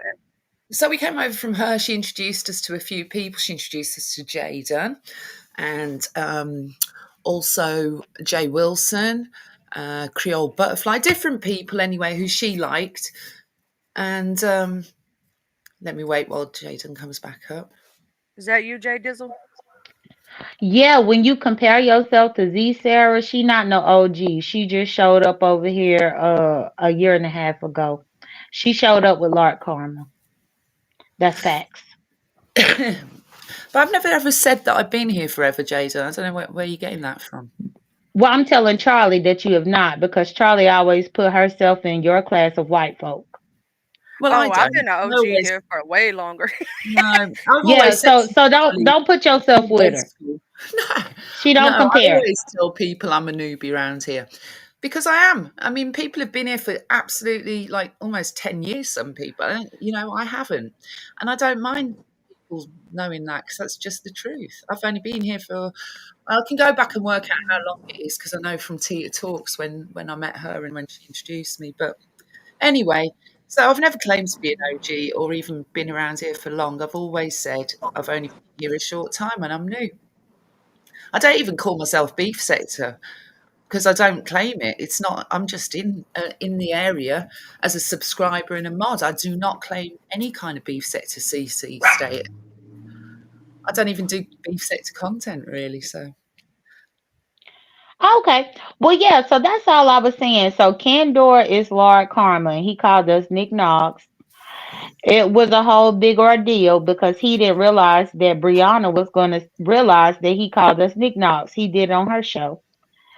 And so he got drug up out of here to the point till he had to change his name from Lord Karma.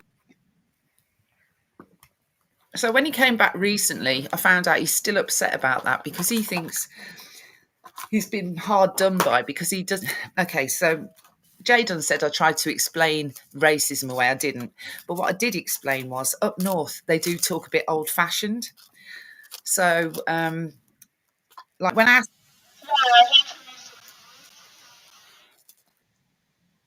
he did, well, there was a few incidents with him. It wasn't just that incident. Do you remember, Jadon? There were two or three things where he'd said knickers, but because of his accent, people thought he said the N word. And there were like three or four different things that went on with him.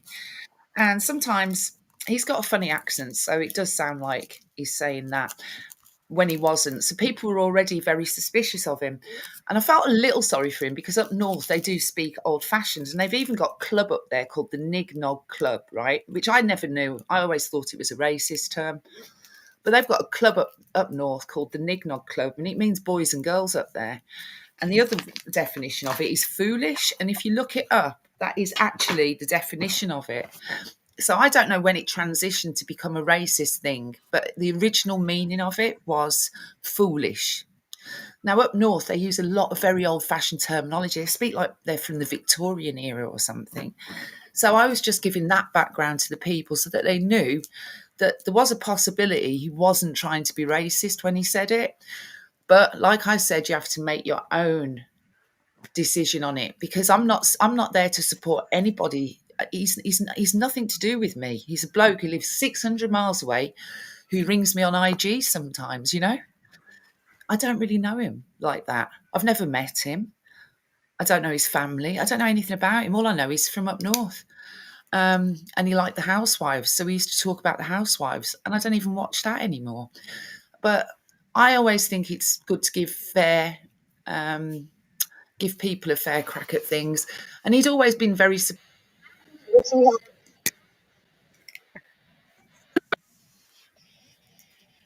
yeah, Hopefully. hopefully. And Let's there was a pray. big thing. Tita hosted some kind of talk about it because she was very upset. Do you remember Jadon? She was really upset about it all. So, oh, she's gone again. Anyway, Jaden was on that, and it was on Tita's channel. It's probably still up. Um, I love Tita; she's a really good heart. And she was upset because she and Lord Karma were very, very good friends. They used to talk on the phone and all this stuff. So she wanted to host a discussion on it and try and help him get his story out there because nobody was giving him a chance to speak. They thought he'd said, because it sounds like the N word, right? So they thought initially, they thought, what the hell is that? And obviously, it's not a word that's used in America. But I'm from down south in UK, and in my world, I grew up in the 70s, and I'd heard people use it in a bad way. So to me, it was a racist thing, and I had to call him out. I had a big argument with him over it.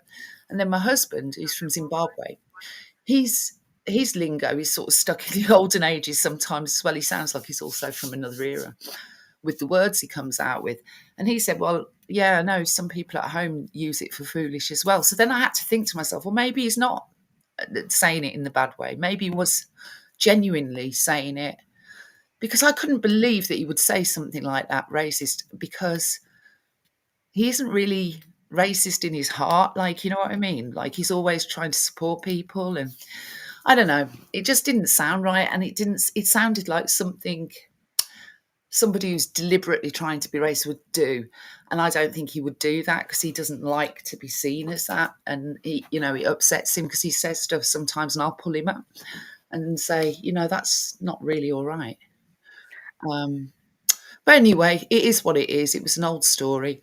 And he did say that, but I don't know if it was a deliberate thing I or want not. to know what the hell he got a problem with me because I don't know him like that.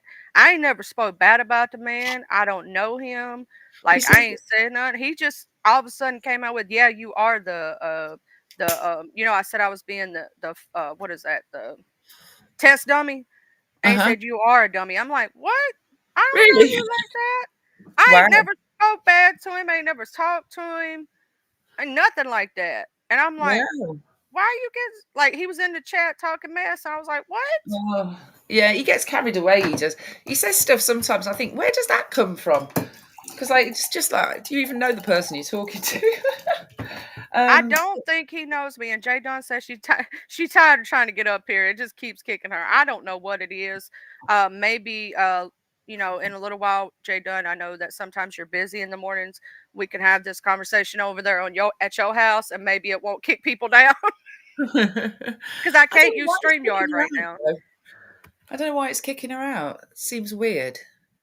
Maybe her internet's going in and out a bit. Sometimes I did a restream the other night and the audio was really bad, but I noticed my internet bars kept dropping, and it was just I think they were doing some work on the engineering box because it was just terrible. Yeah, it was showing her internet with all bars. But I Oh, I don't know. Maybe it's just too much for the device she's using. I'm not maybe. sure. Maybe. I don't know because I've used it a few times. Restream, gone on different people's restream lives, and it's been fine. The one I did was a nightmare on Sunday, but I think it was just glitchy because of the time.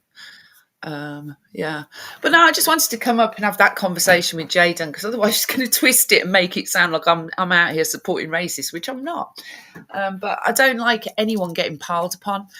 I have got a bit of a thing when I mean I've even supported Jaden. Me and her do not get on, believe it or not.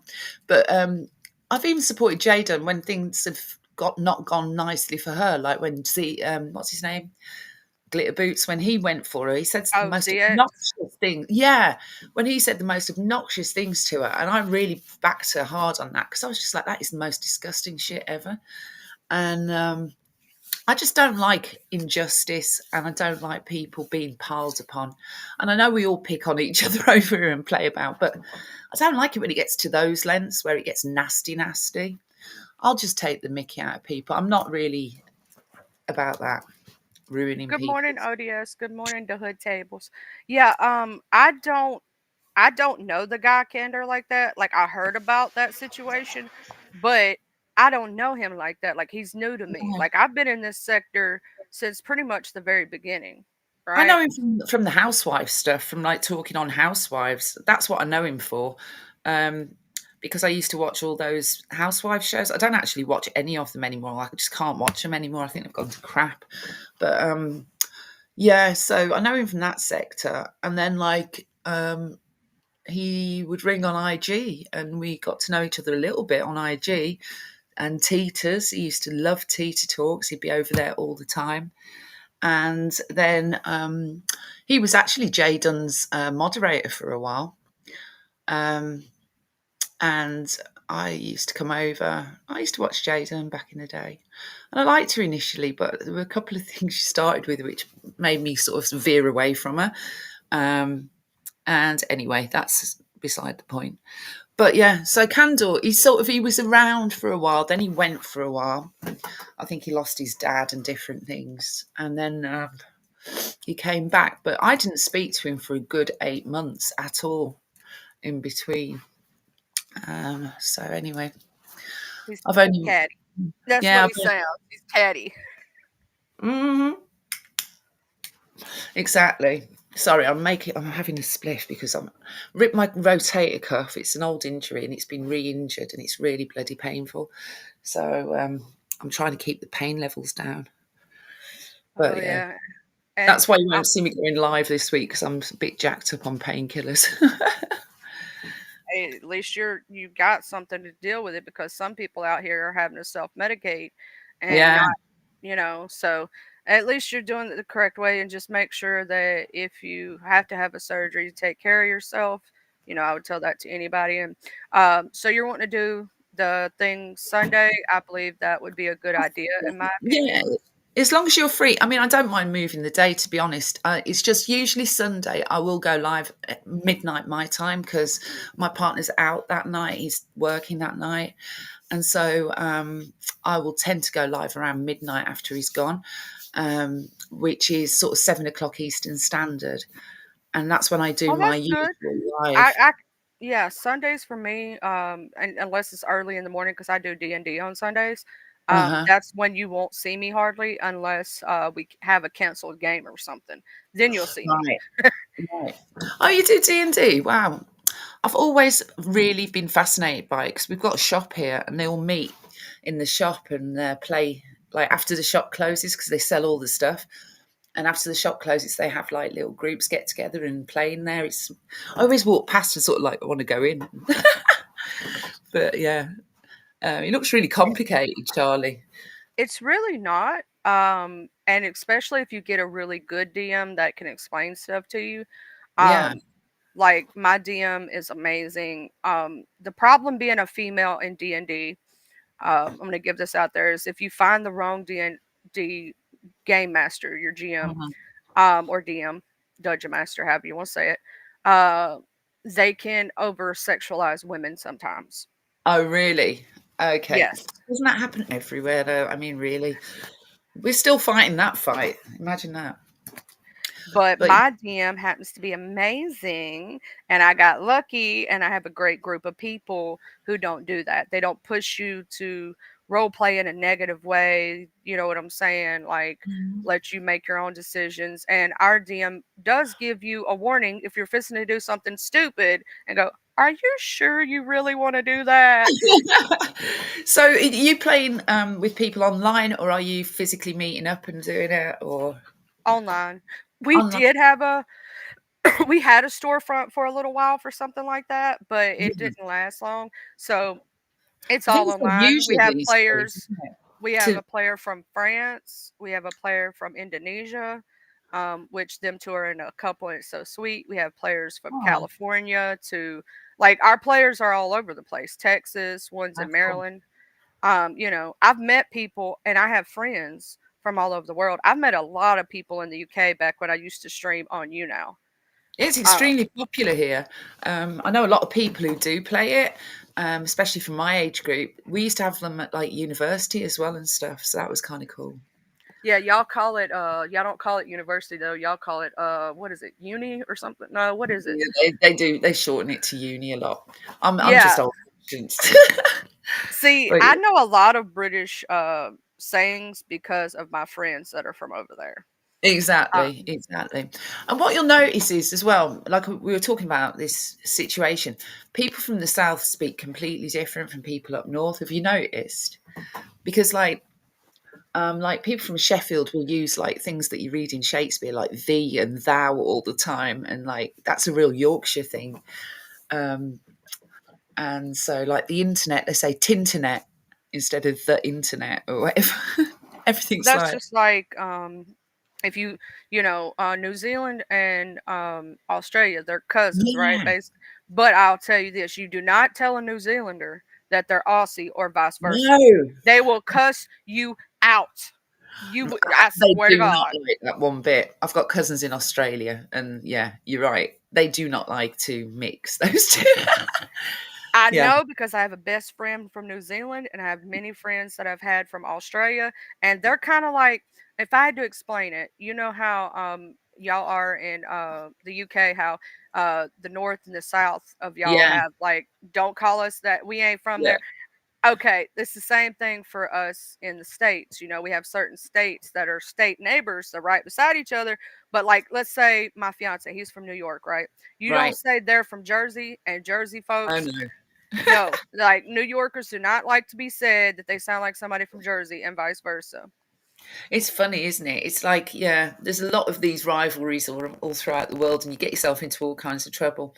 It's the same in Spain. Like, um, people from Malaga, like, do not like to be called like they're from like the next town because the next town scene is a bit trashy, and the Malaga people are a bit, bit up themselves. Let's be honest, because it's like the centre for media and stuff like that. It's one of the Barcelona and Malaga are kind of like the trendy places, if you like.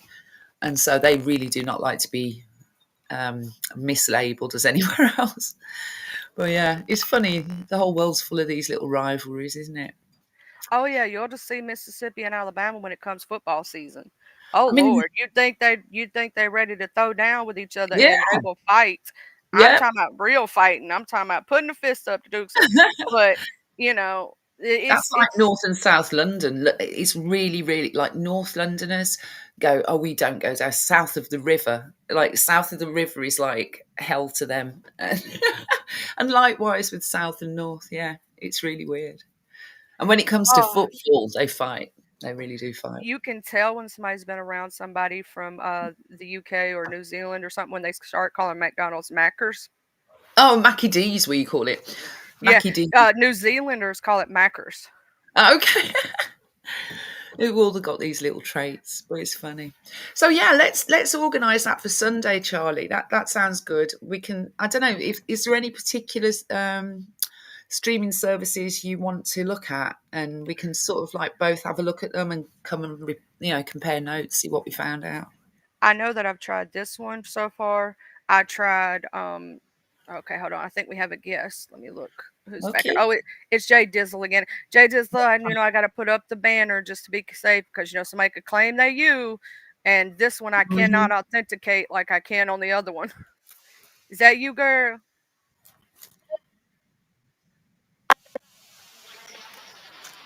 Are you using your phone? I Okay. wonder, Z Sarah, are you using a laptop? I'm using a laptop. I'm Yeah, wondering if it doesn't like cell phones. possibly.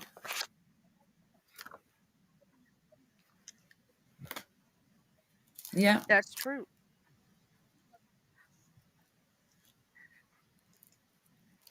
So So far, it far, seems to so be good. acting cool with you. Because Yeah. it earlier it was just doing it within what 2 to 3 minutes of you being up here going wee. But I Yeah. don't know. Hmm. I don't know. I have Maybe no idea. Maybe memory or cache or something. I don't know. I'm not very technical.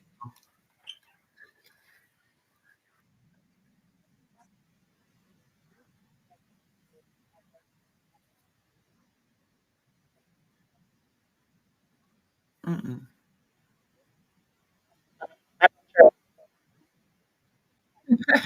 Well, keep talking. See how long we can keep you. And it shows that your internet connection is good.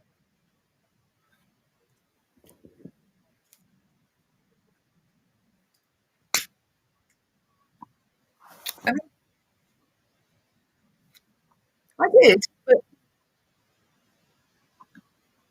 but if you remember, we had this conversation. I wasn't trying to like support any kind of racism. I don't do that. I'm married to a black guy, and I'm also like most of my family is black, Jaden. I do not fucking stand for it at all. Excuse my language. Sorry. But what I like to be is fair, and I did feel like he wasn't really aware of. Oh no, we lost her again. Yeah. But I did feel like he wasn't really aware of the meaning down south. But anyway. He may. Here's the thing. Here's the thing that he has to understand. When he's over here, right? It's as if Mhm. he's visiting from the UK to the United States. Sometimes you have to look at certain words, like y'all use the F word for cigarettes a lot of time. Yeah. Okay, and so, but in the United States, right?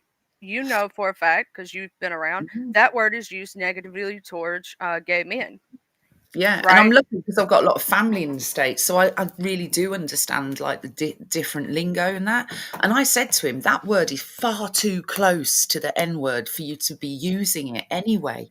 Why on earth? You've just got. He's done it. He's done it in the housewife sector where he said stuff and people have totally not racially, but in other ways, have totally misinterpreted what he said because he's using local slang, which means nothing to anyone from anywhere other than where he's from. And he's got to be a bit more mindful about what he says. And like sometimes he thinks he's being real funny and like, being messy and being really, really funny, and it doesn't hit, you know. Yeah, And he'll be there giggling to himself, and I'm like, God, you really don't get it. But he's not got a bad heart. Actually, I think he'd be upset if he thought he'd upset you. You know what I mean? But I don't think he's got a really bad heart. We're not like in each other's pockets. I speak to him occasionally, now, but we didn't speak for 8 months because I fell out with him over something to do with Miss Vivian. And yeah, he said uppity. I'll tell you what it was, because I've just remembered what it was because I'd forgotten why I fell out with him. So Uppity's name is Uppity Negro Goddess, yes. and he said, well, she really lives up to her name, Oh, right? So I was like, I nearly said his proper name then. I said, this is really not. You're not being funny. That wasn't funny. That was inappropriate coming from you. I said, and you've got to understand that you can't say something that other people can say because you are not them.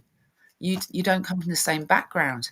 So when you say it, it comes off as an insult and it comes off very, very, wrong. And so I can't remember exactly what happened, but anyway, Vivian was not very happy. She felt quite offended by it. And so I said to her, I said, you really need to apologise to Vivian because she's really feeling a way about it. And she feels like, she's been speaking to you and all these things and that you feel like this about, black women. And he couldn't understand what we were saying to him at all. It just would not penetrate his brain. And so we had this whole thing with Vivian, and I ended up saying to him, I can't speak to you anymore. You're just too much. You just got to he understand how people feel and he's accept trying to them. be crass and funny, but what here's the thing, that's when you can tell that he's not really growed up Yeah. around a lot of black culture. Well, up there's like 20,000 black people in the entire county, and that's black and brown people. So, like, he's probably not come into contact with very many black people in his life. I know he did live in a big city for a short while, but it's not the blackest city on earth. Up north is really not a lot of black people at all. Where I'm from, like I was probably a minority in my kindergarten, in my grade schools, because it was like a highly Jamaican population where I lived. And so most of the people I grew up with had like Jamaican parents, first generation. So it was like very, very ethnic. And there was a lot of Asian people as well. And then when I moved to London, same thing. There's people from all over the world there. So you kind of like, I kind of had that advantage of being able to mix with people from all over the world and not, but he hasn't had that. And I tried to guide him a bit with it when we were like talking all the time, but it is hard work. Because like you say, he hasn't grown up around it. He doesn't really get it. Yeah, So, if you can kind of tell when people don't understand things like that and it yeah, doesn't get through to their brain. Because, like, I'm going to say this, if he was in some of the places that I grew up and he said some of the stuff he says, he would get his teeth knocked out. absolutely. And I know you grew up in a similar situation to me where you were like one of the few kind of like white families, in an area that's predominantly not white. And so you get a different understanding when you grow up like that, don't you? Yeah, and you tend to understand you're a visitor and you have to carry yourself as such. And there's certain things that you just don't say. And him being thinking that's cute and stuff, um, he he better be glad he's not in some of the areas I grew up because he would have got his teeth knocked out. It wouldn't have Absolutely. been a funny thing to them, and they would have literally just hauled off and hit him for some of the stuff he says. He thinks being crass is funny, but being crass is not always funny. It's how you say it, how you do it. It's not, Yeah, you know, I'm with you. he, I agree. I agree. But I haven't got time to school people. I mean, it's like I always say to, like some people expect black people to be like explaining to them all the time why things are racist and stuff like that. And I'm like, hell, it's not their job to educate you. Go and educate yourself. Jesus, it's like, I don't know. And so like I'm getting to that point with people as well where I'm like, I'm not going to sit here and educate other people. You've got to get up and read a book or go and mix with people and just get an understanding. It's not anyone else's job, it's your job, you know? well, we had some people over here, and the chat can tell y'all that did some stuff like that, and uh, we had a specific girl. I don't know if you remember Misty. No. No. Okay, she did some stuff that was uncalled for and said some words that was uncalled for. Yeah. Um, and then she would try to play victim. Mm. And I misspoke when I was telling her. I was trying to tell her stop trying to play victim. You ain't a victim in the situation. You know what I'm Yes. saying? Yeah. Like just stop. You're sitting there. She was steadily bringing it up all the time too, Yeah. which does nothing but upset people more. I'm like, just shut the up. You know what Yeah. I'm saying? Yeah. That's what I felt like in my heart of hearts. Just shut up and go on somewhere. Go sit your butt down. Um, Exactly. because it makes us good people look bad if you know what I'm saying? I call out the bad folks because You have I'm to. like, if you're sitting there doing this and then I have to work twice as hard to prove I'm not like you know what I'm saying? That I'm Well, this nothing is it. like you. You see, certain people will take against me just because I'm from England or just because I've got white skin, but they tend to be people who don't really know me at all. And I don't take offence because I know that there's many white people who've been before me interacting with that person who's given them that idea that everyone's the same. And just like black people are not a monolith, neither are white people. Some of us are actually, not racist. And I say that kind of with a bit of caution because I think everybody is a bit brainwashed by the system. And so sometimes you probably are without knowing, but not intentionally. And I do try and, you know, make up the shortfall, if you like. So, it's So streets what here. something you have to understand because I've been here for many, many, many years. We have had bad white people come into this sector. Well, of course. I mean, I've had them come on my link trying to cause trouble for me because they don't like me because I speak out on such subjects. So, they'll come after me. You They know, have a right to be precautious. A lot of these people have been here for yeah. years and they've seen it, and we've had so many. You can ask. I've accidentally got people have thought I was that person because I didn't cause any problems. I didn't cause any drama. I didn't mess with people. You know what I'm saying? And so they're trying to figure out which one I am from way back in the day, right? I'm Well, like, I feel not like that you're. person. Nope, not that person neither. Nope. I feel like you're a bit like me. Like you don't even consider things like that. Like you don't look at people in that way. You just get on with your life, and like everyone sort of like gets treated as an individual. But like honestly. It's not like I like everyone over here. Some people I find obnoxious, but it's not because of their race, it's always because of their actions. I take everyone individually. Well, see, the way I was taught as a kid and what was told to me is that you don't ever judge anybody by their race, their No, creed, their sexual orientation, by no, their, anything that they believe. It's how they treat you. If they're good to you, you be good to them. If they're right, crap to you, be crap to them, vice versa. You know, right.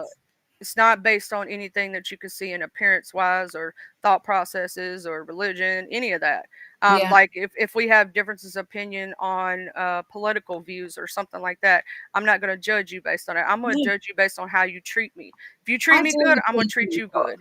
I deal with people whose politics is completely the opposite to mine, and I can respect them and allow them to have their own opinions and still talk to them as a friend because everyone's entitled to those personal things. It's part of, in fact, if you look, there's the universal human rights, there's like about 10 of them, and it is everything you just mentioned.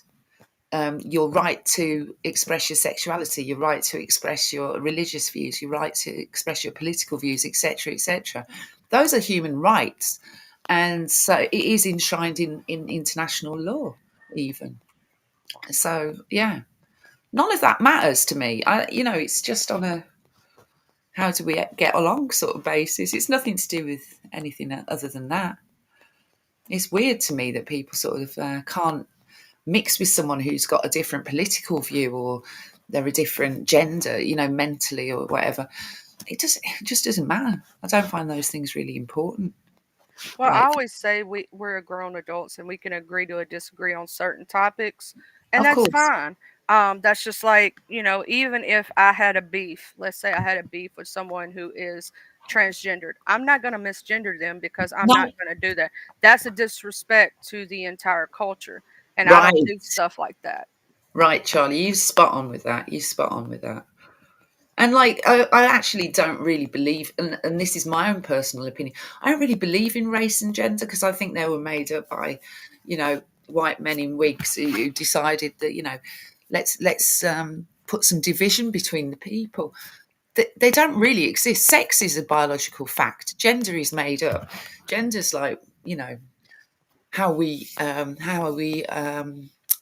experience our roles in society, but that is made up for us. It doesn't. It isn't true. It's part of the patriarchy. Likewise with race. Races don't really exist. Tribes exist, ethnicities exist, all those things exist. But race was made up by the colonialists. It's a very relatively recent ideology, and it's basically to divide us and keep us fighting each other. And I don't like it. But some other people may disagree with me. But if you think about it, have you ever actually met a white or a black person? Oh, I No. mean, I've It's a met a weird. brown peoples. I've met all different melanations, all different colors and creeds. Right. Of the rainbow. I love the rainbow. Whee! It's so But you've pretty. never met a black person and you've never met a white person. They aren't even real colours. You know what I mean? So it's a bit of a mind bending situation, but we all believe it because we're brainwashed to believe in it, and like everything's built around it because we live in a society where these structures are now so entrenched that they almost exist now because we all believe it. We're all believing the lie and acting accordingly.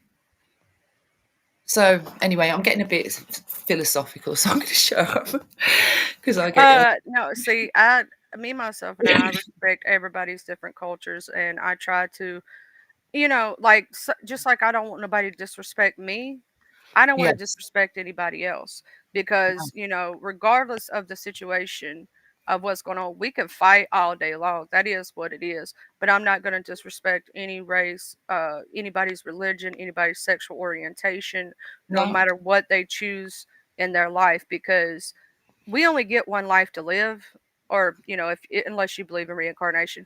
Um, and I believe while we're here on this earth, we should make it what we want it and be as happy as we possibly can, and we exactly. Be make the those change you want to choices. be. Yeah, We can make a lot of choices just during our day, which can really negatively impact somebody, including ourselves, or we can make a positive impression on people's day. Just sometimes the tiniest little niceness can actually take away a lot of pain from somebody who's experiencing something, and it doesn't cost you a lot to just, you know, give them that nicety, just be pleasant to them. Sometimes they've had a horrible day, you don't know what's happened, their pets died, or anything could have happened, and they're in a real funk, and just you being nice to them can just like uplift them. And And I always say, my saying is like, if I can make one person smile that day, that's why a lot of times you'll see me acting a fool and acting an idiot, making funny jokes and being ha ha ha stupid or whatnot. Is because my ultimate goal for every day is to try to make at least one person smile. Because if I could change just one person's day and make them laugh, then I did my job for that day. Because every small act of kindness, whether it be the smallest you can do to the biggest you can do, makes yeah, a difference in this world. yeah, you don't have to go out and buy them a new car or nothing like that. Just be pleasant, and give them a compliment if it's if there's a compliment to be given, or I always like to give people their flowers, if you like. If somebody's done something real good, if I see somebody like doing the street cleaning, I'll say to them, thanks for doing, great job, you make such a big difference, because I don't think people appreciate those little things. But very often they don't get treated too good in society, and like, That's like our garbage men. A lot of yeah, people don't think about doing something nice for them. I'm going to tell you something my mom used to do every year for the mail lady, the garbage people, and all that stuff. She would sit there and she would bake cookies and she'd have little tins and she'd save the tins. And that's all she asked them to do is to save the tin so next year they could hand it to her and she could fill the tin. And that's she would fill nice. it up with cookies and a little thank you note because they're in the thankless job. Nobody thinks Exactly. about thanking the little person that cleans the bathroom in the big building, and that's the person you should be thanking because they're doing the hard work. The funny thing is, I've always been the person at all the jobs I've ever had. Now, I have done all sorts of jobs. I have wiped bums, I've cleaned, I've done all those kind of jobs, and I've also been a company director, and I've been an expert witness in court and different things like this. So I've done all kinds of jobs at all different levels, and I always knew the cleaning staff. I always knew the lunch staff. I always knew the tea lady, and I always knew all the directors and everything, because I treat everyone exactly the same. But when it came to Christmas, I used to make sure that they all had something. The people that kind of invisible, Yeah. yeah. And it was because like you say, your mum did that. My dad did a similar thing. The cookies was probably more universal, but my dad used to buy boxes of whiskey. He's half Scottish. So he used to buy crates of whiskey, buy a couple of these boxes of whiskey at Christmas, and everybody used to get one. Everyone from our doctor to the bin men. Everyone used to get a bottle of whiskey at Christmas, and he always did it for years. And I think because I saw him doing that, it made me do the same thing. I didn't do it with whiskey though. I did, like your mum. I went for cakes and biscuits and things like that. I love the way y'all call cookies biscuits. It's so awesome. Because, like, when I think of biscuits, 'cause I'm from the South, I'm thinking of actual, like, we make I biscuits know the bread. biscuits. Yeah. Yeah. And so when y'all say that, I'm over here thinking that. And then I go, You cookies. see, what you call a biscuit, we would call a scone. Yeah. Pretty In much. It's just it's like a different savoury languages. scone. Yeah, it's weird, isn't it? Taps and faucets and diapers and nappies, and there's so many different terminologies that are different. But I think we're lucky because we see a lot of your films and like TV series, so we can pick up on your dialects probably easier. I mean, you do probably get a bit of BBC stuff. I don't know, but we Yeah, get hell of I actually used to watch that channel when I was younger. Not to mention, I've had personal experiences with people well, from the yeah, UK. So yeah. I know because you're of that, I, international. I understand the language. Yeah, yeah. But it is through, like you say. Now, this is the chief example of why it's important to mix with all sorts of people, because you get an understanding. And I always believe hatred comes from ignorance and fear. So if you're ignorant to something, you've got no knowledge or experience of it, you're more likely to fear it. And if you fear something, you have a bad reaction to it usually. And that reaction can come out in some prejudicial way. Yeah. Because you just don't understand the thing that you're dealing with or the person that you're dealing with. You've got no experience of it. So you having all this international experience actually probably makes you far more open to people. But if you're in your own little community and you never go outside it or meet anyone outside it, you'll be far more sheltered and maybe hold more fear and ignorance towards others. That's why I believe we should mix a lot more. I think everyone should be more well rounded. I've always said, even in the United States, they're always trying to get us to fight with each other here, right? And I Yeah, say, united we stand, just like our you know, Constitution and all that other stuff. United we stand, divided we fall. They're trying to get us fall because they know if we unite together, we're going to be a force to be reckoned with. So they try to exactly. keep us separate because that way they can control us. And I hope people realise that that's what they're doing with the immigrants as well. The immigrants are a tiny, tiny portion of people out there. And when I did research for the government, I did the immigration research for them when they were, the EU. They were starting to admit more people, and there was, I did the research on it to see what kind of effect immigrants had on our society. And honestly, we found that they were a net gain. Like we actually benefited more from them than they took from us. So and it was quite a lot. So a lot of like what they were printing in the press was completely wrong. And all it is it's like deflection and like look over here at this. Fight with them, not us. When they're literally just robbing you and giving it to like 1% of the population, it's like, come on now. Yeah, they always try to dangle a carrot, whether whatever the hot topic may be, because there's always a hot topic, right? Yeah, And it could be anything from anything, and they're dangling that over here so you don't pay attention to what's going over on the other side. Um, exactly. I've seen many examples of this. In you have to educate yourself and really look at the full picture of things. Whether no matter what government you're dealing with, what government agency, no matter what country you're in, pay attention when they're trying to dangle a specific thing and it's a really hot topic in your country.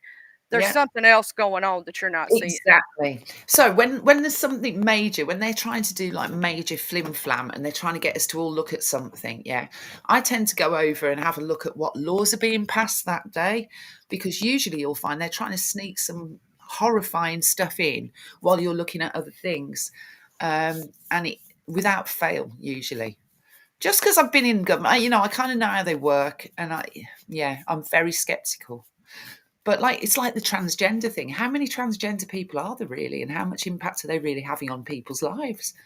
Why can't they just get on with it and enjoy being, changing their gender and being, who they wanted to be their whole lives? I The only thing that I would love to say to the transgender community is pay attention. Some of these doctors are not doing what's best for you, uh-huh, and really look into these surgeries and the HRT and what the long term effects it can have on you. I agree. want you to be happy. I want you to do what's best for you, but I also want you to be healthy. In the UK, we have a national health service, and gender affirmation surgery is free here, but you have to go through like 2 or 3 years of stuff to get there, right? Um, Now, I don't really think I still see it as cosmetic surgery, and I might be wrong for that because it's not a problem I'm dealing with. But I do see it as cosmetic surgery because you can live your life as a woman without having, a women's genitalia. You can, you Yeah, know, you a lot of people don't understand how severe these surgeries are and what they entail. They only see what they because a lot of these people are having to have re-surgeries and re-things and yeah, redone and there's some people that are coming out with health complications that they didn't have before they did that. The HRT is causing some people to actually have memory loss. yeah, It's affecting their heart. It's affecting like they're going bald early. yeah, um, there's a lot of things that it's causing. It's causing aging and different things. And that's why I said, I want you to be happy, dress and do as you please. But please really look into these medical things before you go full balls to the wall, because I don't want you to be unhealthy and pass away at an Not early balls to the age. wall, Charlie. Yeah. I don't, I just, I worry about the people, you know what I'm saying, that it's I affecting. agree. I've got a really good friend who was called Steve when we used to hang out because I used to work up in Liverpool. And so I lived there in the week and came home at the weekends. And Steve and I used to get together in the evening, have a drink after work and rah, rah, rah. And he was so cool, such a really good friend. And he was a straight man. And so when I came, when I left that contract and stopped working there, I still kept in touch with Steve. And then Steve told me he was going to be Steph. Now, this happens slightly before. So, I met Steph before I moved back down, but Steph was like a part time thing at that time. But when I moved back down here, Steve became Steph full time and lived as Steph. So now my friend, so it was quite a big mind thing for me to kind of have known Steve, and then all of a sudden Steve is now Steph, and I haven't really seen the transition happening. So it took me a bit getting used to, I'll be honest. But why was I telling you this? Oh yeah, because Steph is like in her 60s, and I was like, really, you're going to go and have the full surgery and everything? And they were determined to have it. And I'm like, really, please think about it. It's really, really, really a huge surgery. And you're not young, you know? Anything can happen in surgery, any kind of surgery. You really need to consider what you're doing. I've had every surgery I've had has had some complication or other. And that's not everyone's experience. And I've had good surgeons, but I just happen to have a lot of complications. And so you have to really think about every surgery you have. And as a transgender person, that surgery is massive, isn't it? You know, Yeah, think, it's a lot. having, Uh, yeah, it's an open wound for a male to female. You're living with an open wound that you have to keep open.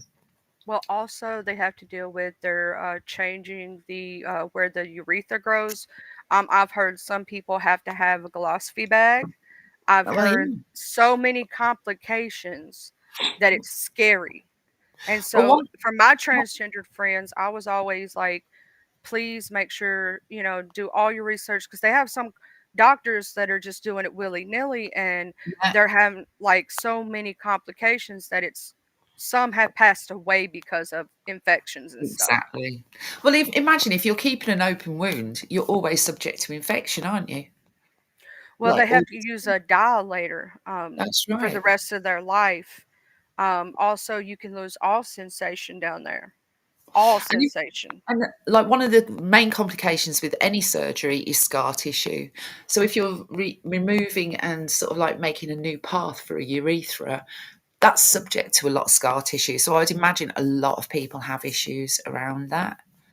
Um, Similar to someone who's got like stage 4 endometriosis, Yeah, that kind of issue, isn't it? and So it, yeah, it that's why I always say, just really look into it, because I worry. My worry is that because all this stuff, if you think about it, that they're pushing and doing is fairly new, right? What are going to be the problems in 10 years? What are it's we new going in to see terms of happening? our life, but over in Thailand, they've been doing it a long time. And so they have surgeons who've got a lot of experience. And I did say to Steph, maybe you should look at going to Thailand to do it privately because they have a lot more experience. Um, so, but our surgeons, I guess they don't have that kind of, because we haven't been doing it that long. And now it's like happening en masse. So it's a huge new, like anything, it's commercial, right? They're still earning money. It's like it's like the diet industry. They literally set you up to fail because if they make it work, they're making themselves obsolete, right? So it's a bit like that. They've got to make money. I just worry about what the ramifications are going to be within a few years' time for so many people. Just live your life and be happy regardless. And I understand wanting to have some of these surgeries to make yourself feel like you want to feel like what you see on the inside is what you see on the outside, Yeah. right? But sometimes also you can change your mindset to where you can see what you see on the inside is what you see on the outside. It's just I want to make sure not only are they happy, but they're healthy. That's the part that worries me. I don't want to hear in 10 years time that the HRT is causing, you know, unaliving of people, and I don't want to hear that people are having to deal with now 50,000 health complications Exactly. because of it. Like I'm worried about the ramifications of 10 years down the road. What is this going to do to you? I'm not sure. So I'm And worried also, because are I you going to care. be able to afford it? You know, like all these health problems that you're going to get, are you going to be able to afford to deal with them, or are you going to have to live with them? You know, because there is a cost as well involved in, healthcare. I just worry about, because here's the thing, I love all people, right? Yeah, And I don't want to see someone be injured by something because somebody lied to them. Like I saw misinformation the other day in a chat where somebody said, well, if you take HRT before, or you take puberty blockers, yeah. that you could just reverse. Sometimes you No, cannot. no. And I that don't. is a misinformation that's out there. It can sterilize you. Yeah. You're right. Because when your body's growing, if you're a teenager and you're taking, something that's going to affect how your body grows in the first place. And teenagers, listen, I was an idiot as a teenager. Things I wanted as a teenager, I do not want now. But you change your mind on stuff when you're a teenager too. But also, like you say, it alters your body completely. And they're finding out it actually alters your DNA as well. James is right. Like, you seen what James has written in the chat? That body dysmorphia doesn't always mean you're transgender. And they had a friend who had the bottom done and regretted it a year later. You know, these are really common things. And the sad thing is, if you even speak about it, and I've seen this, that people call you a hater. No, sometimes you come from a place of being worried Love. for somebody because you actually care and you are an ally and you don't want to see the bad things happen. You want to see them do better. You want to see, them to be Yeah, happy. And you don't want to see, you know, there was this one person I had saw who was female to male, yeah, and the HRT made them go bald at 20 yeah, years old. yeah. It will do because your body isn't set up for that. And so, shame. It is sad. It is really sad. I wish there was an easy answer to it all. There really isn't. But like, I do think psychological services should be stepped up for people with any kind of body dysmorphia, um, not just transgender, but like a lot of people have body dysmorphia. There's a lot of people walking around who think they're really fat and they're not, they're thin. And the other way around too. There's people who think they're really ugly and they're just normal looking people. So there's a lot of body dysmorphia out there. Well, Um, let's look at the case of Eugenia Cooney. I don't know We're who that. literally, if you, I will say, if you look her up, she's a very popular YouTuber, Twitch streamer, and she does all these things. She has extreme anorexia. And I Wow. mean, when I say extreme, Yeah. some of her friends tried to force her to get help, and she did for a little while get better, and people were really excited about it. But then all that attention, she got worse. Yeah. And I can't watch her anymore because it's like watching someone Yeah. unalive themselves in front of you Slowly. Yeah. intentionally. And I can't do that because it's like my heart won't let me. I don't go up there and I don't hate watch her and I don't put bad things under her No, videos or do any of that stuff because that's not the type of person I that's am. yeah. But it just kills me to see so many people are struggling with different mental health, and our system is so messed up when it comes to mental health. They don't really give people the true things they need, even when it comes to body dysmorphia, right? I'm going Yeah. to say this: if I was born 10 years from now, like if I wasn't in my 30s now, and let's say I was born in today's society, because I was a tomboy, and Yeah. I liked boy things when I was little, they would try to tell me I was transgendered, and I'm not. I'm a No, I was the tomboy. same. I was the same as you, Charlie. I was a proper tomboy. I used to hang around with only the boys. I was out on my bike. I was doing all the boy stuff.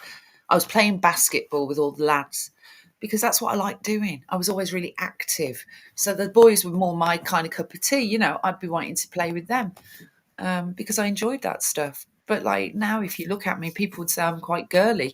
I still hang around with all the boys, and But but like you, I could have been told like, oh well, maybe you're transgender, but I wasn't. I was just being me. I think a lot of people, because if you actually look at the percentages versus 10 years ago, I think a lot of people are being pushed into it so the medical field can make more money. I agree. I agree.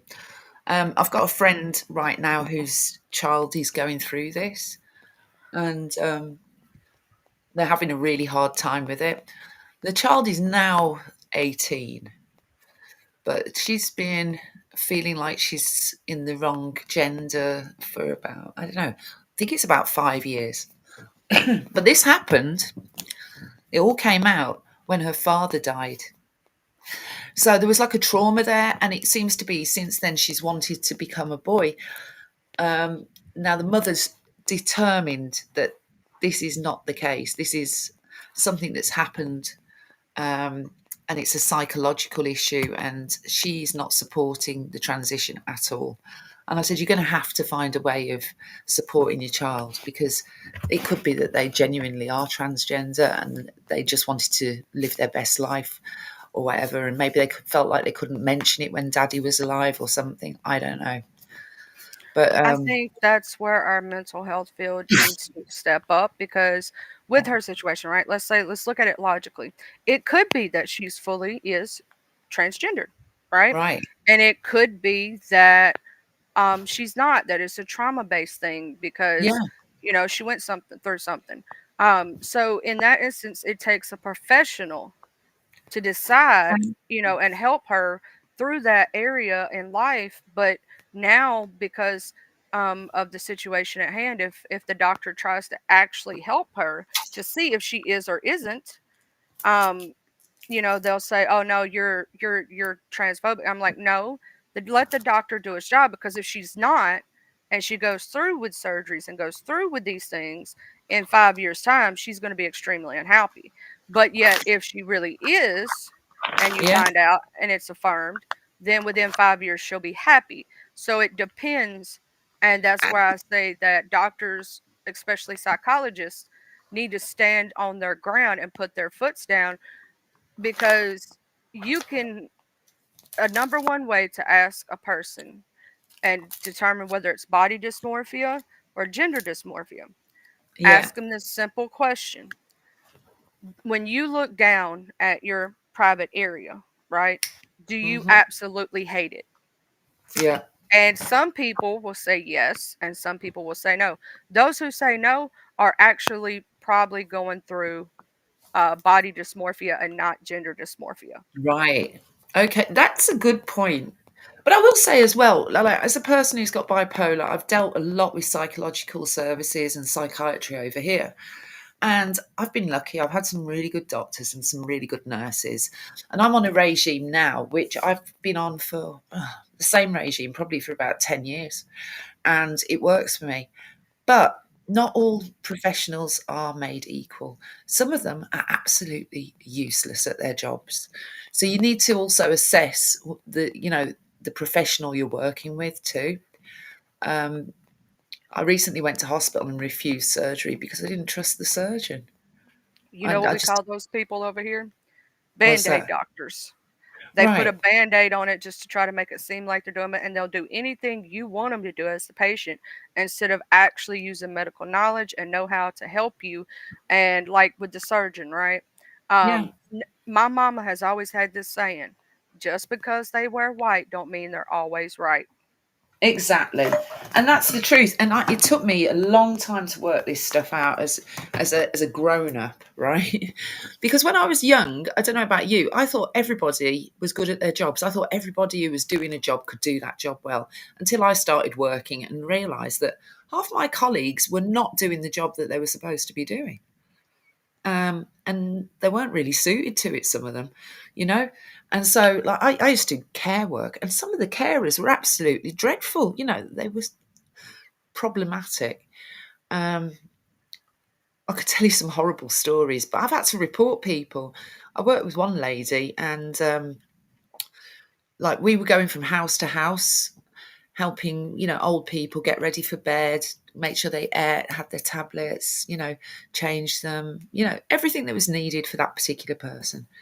And I'd started at this new agency. This was years ago, like, and in fact, I was at university at the time, and I wanted a part-time job. I'd moved from London to Birmingham, and I wanted a part-time job, so this worked out well for me.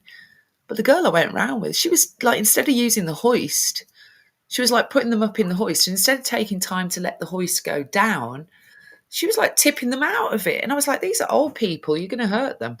They're not strong in the bones, and you're just going, they're completely covered in bruises and fractures if you keep doing that. It's wrong. And she wouldn't have it. So I reported her back to the agency, but unfortunately the agency loved her because she used to turn up when they wanted her to, and they wouldn't do anything It's about it.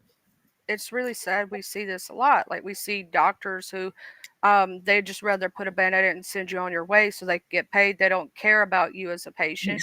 We see this happen with all different kind of people in the healthcare profession. And it's And really not sad to only see. healthcare. I mean, my friend ended up going to jail for something. She should never have gone to jail. Her husband attacked her, and she attacked him back, and he got injured, and she ended up going to jail for it. I mean, he was abusing her on a regular, and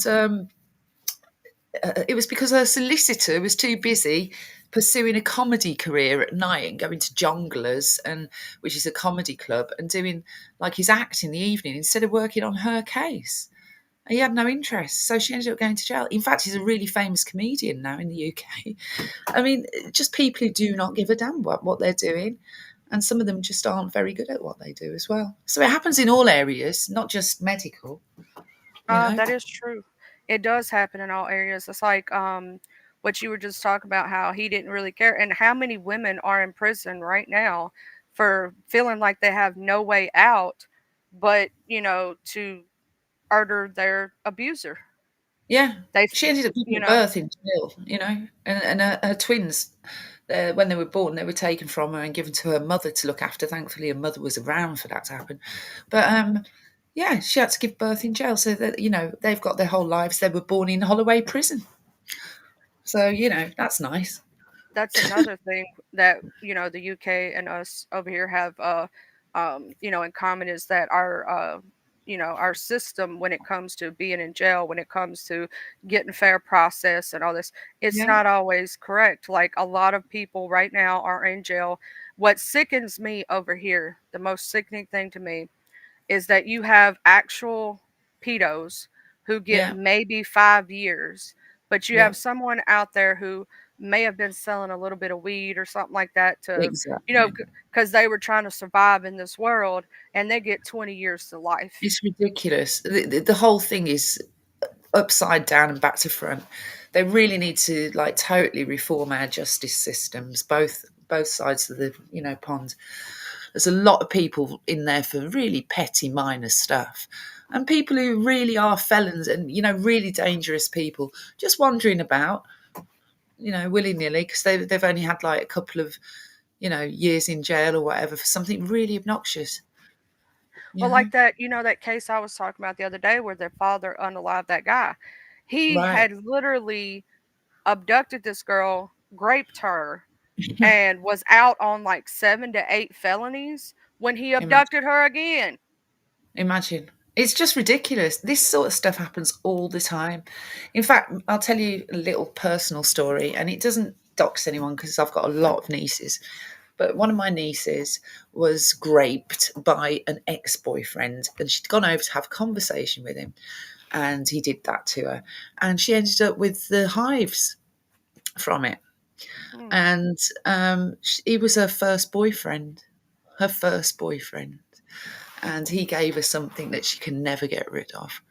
And guess what? We reported it to the police. He's never, ever had any time in jail for this. None. See, over the United States, they actually did pass a law for us not too many years ago that people who pass along stuff like that can actually be charged, especially if it's like if they know they have it and they intentionally, especially in that kind of situation, spread it to someone intentionally. um, they can actually get charged with almost the same as murder. Yeah, well, they have a law here like that now. I don't know if it was in place when that happened. I'm not sure. I'd have to check on that. But he is a public figure. And he is also, now, this is where it gets even better because you cannot say this man didn't know what he was doing. But the police at the time said, well, we can't prove anything. But anyway, he actually runs like a community organisation to help people with the hives. Oh my So goodness. he's in full knowledge of what he did, and he did it deliberately and intentionally. But the police couldn't do anything because they couldn't prove anything. They said, That's BS. "Hmm, They got this one guy over here who he spread HIV to over, and I think it had turned into for him full blown AIDS. He spread it to like 20 or 30 women or more, yeah, intentionally, and he knew he had it and did not, tell them. And they actually, not only did he get criminal time for it, but they also went back and every single one of those women um, actually sued him. prosecute, yeah." Yeah. They did a civil case and they prosecuted him for every single count. And he got like years in jail. We Like, have had people similarly who've like infected a lot of people who've been done. I think it's for attempted murder. I think that's how they've done them. But yeah, we have had a few people now who've gone in on that basis. But this guy definitely did it to more than one person. He was horrifying. He it's really was. crazy that he actually was someone that was supposed to be helping people, but was out here spreading it and graping people, giving it to them. But you're supposed to be a pillar of the community, helping people. Oh, he was supposed to be a pillar of the community in many ways. And let me tell you, he's nothing of the sort. He was running clubs for young people and he was taking like young ladies who'd just come over from Jamaica and things like that. And he was doing the same thing to them. And they were underage, getting them pregnant, giving them the disease, and all sorts of things. So there was more than one. I know that for a fact because I found out later what he'd been doing in this young person's club that he was running. Yeah, vile, just a vile human being. And he was a lot older than my niece. He was like 12 years older than her. And when he That's, started talking to her, she was like 14, 15. oh my God. That We just did makes me send sick some at my people stomach. round. Me and my sister did send some people round to have a little word with him, if you know what I mean. But that, it doesn't help her. Just made us feel a bit better. That's all. Yeah, right here we do that too. In the Mm, South. In fact, when my ex cheated on me, this is a personal story of myself. I had only been with one other person before I got with him. yeah. So me and my first were virgins together. Obviously, Right. neither one of us had anything. So when I Yeah. got with him, he didn't have anything, I didn't have anything. But he cheated on me with a girl who then, after she slept with him, slept with six other dudes. Oh my goodness. So I had to go get tested, right? And I did. I went and got tested and everything, and I kept continue to get tested even afterward. But I went and Hmm. got tested. My dad was sitting there with his pow pow. He said, "If my daughter comes up with anything that she didn't deserve because of you, you're not going to be Something's alive going to anymore." happen. Yeah, exactly. You can't just sit. Well, I've got that same mentality, quite honestly. Sometimes you have to take things into your own hands. Yeah, he's just lucky that those tests came back negative. Trust me, he was sweating bullets the whole I bet he was. day. He was Daddy with a sweating pow bullets. pow ain't the thing you want to mess with. And my dad is like 6'5", 300-pound dude. He's like big. He's not fat. He's just like, whoa. You know what Yeah, I'm saying? he's had a lifetime of like physical labor, my dad, and like he is strong as an ox, and he's tall as well. So a bit like yours, he's kind of scary, but he's the Yeah, sweetest thing ever. Yeah, I always had that problem that dudes were even afraid to speak to me because they were afraid of my dad. yeah, exactly. Yeah, my dad's really soft and sweet though, mostly. I know, right? Everybody thinks here's the thing. That's another topic about big guys, right? A lot of the big guys that are that big and stuff, they're usually like the biggest teddy bear you will ever meet, unless you mess with one or two things, which is like their family or something. As long as you don't do that, and why is it always like the little skinny dudes? I'm talking about like tiny. Yeah, You could punch them with a finger are always trying to mess with the big guys and always trying to fight them. They call it the Napoleon complex. Funny enough, I was sat with my dad this week and I went over to spend some time with my parents. And my mum was doing something with one of my nieces. And I'd helped my mum and my niece for a bit. So I went over to spend a bit of time with my dad. And then we were sitting there. My dad puts Beaches on. Do you remember the film I Beaches? love the movie Beaches. That We're was a good sitting there movie. crying together. That's me and my dad, big old bruiser. But yeah, he's sitting there Oh, crying at Mighty, Beaches with me. you, you know Mighty Joe. Have you ever seen Mighty Joe Young, the one about the gorilla? Yes. My dad cried so hard during that one, and also during The Lion King. If there's anything, if like there's a news story about like a little child who's suffering from an illness or something and they can't help, my dad is in tears. He cannot stand children being like in pain at all. He'd do anything to stop it. He's just such a softie. But if you see him, he's a scary mofo. That's the same as mine. Like most people are so scared. I'm like, my dad has the biggest heart you've ever seen. But what I almost say this too. Like if they're actually genuinely crying, for some reason, like for me, it hurts me more to see him cry than it does like my mom. For some reason, I I don't know know, what it right? is. It like yeah, it tugs at your heartstrings a bit, doesn't it? Yeah, it's And because it's like they're always so strong and so big and so masculine. So when you actually see them really breaking down crying, you're like, I can't take yeah. this. I think it's because I never, when I was growing up, I never really saw my dad being vulnerable as well. Like he's sort of like, I don't know, after he hit sort of 70, he's become like a real, I think it's that vulnerability side of him that I'm just not used to seeing. Whereas with my mom, she'd cry, well, usually with anger. My mom, if you see her crying, she's usually angry anyway. That's mine too. I would have to pick my mom up by the belt loop. See, my mom used to always be like this skinny, like she's taller than me, but she's always been smaller than me. So like my Yeah, mom was like a double zero in the waist, and even when she got a little bit bigger when she was older, she was like a size 5 or 6 or something, right? And now that yeah. she's older, she's bigger than that, and she's always said, "I want to have boobs like you." I was like, "No, you don't." And now that she's got them, she's like, "No, I don't." But she was always so tiny, like, you know what I'm saying? I could just pick her up around the waist and pick her up and tote her off even as a kid. I could pick her up, just tote her away. Aw. You don't even look like a big girl, Charlie. You don't seem. I don't know. I only see your face, but in the face, you certainly don't look very big. Uh, I used to be a very big girl, and then I lost weight, Ah, naturally. Um, but I right you like now me then. I'm sick, but I'm not fat, if Big. that makes sense. Yeah, Yeah. yeah. I used to be big too. People are always surprised that I used to be a lot bigger because I'm kind of tall and skinny. But like I used to be quite big. But like you, I lost it naturally.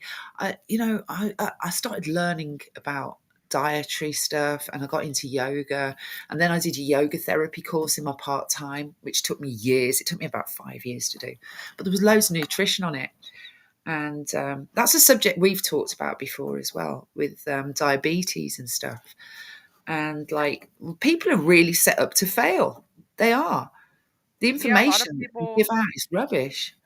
it's crazy how a lot of people don't know that it's with diabetes, it's not just about eating sugar, right? It's Yeah, about carbs, it's about eating yeah, how much you eat per day. Certain yeah. even certain vegetables have That's certain right. sugars in them.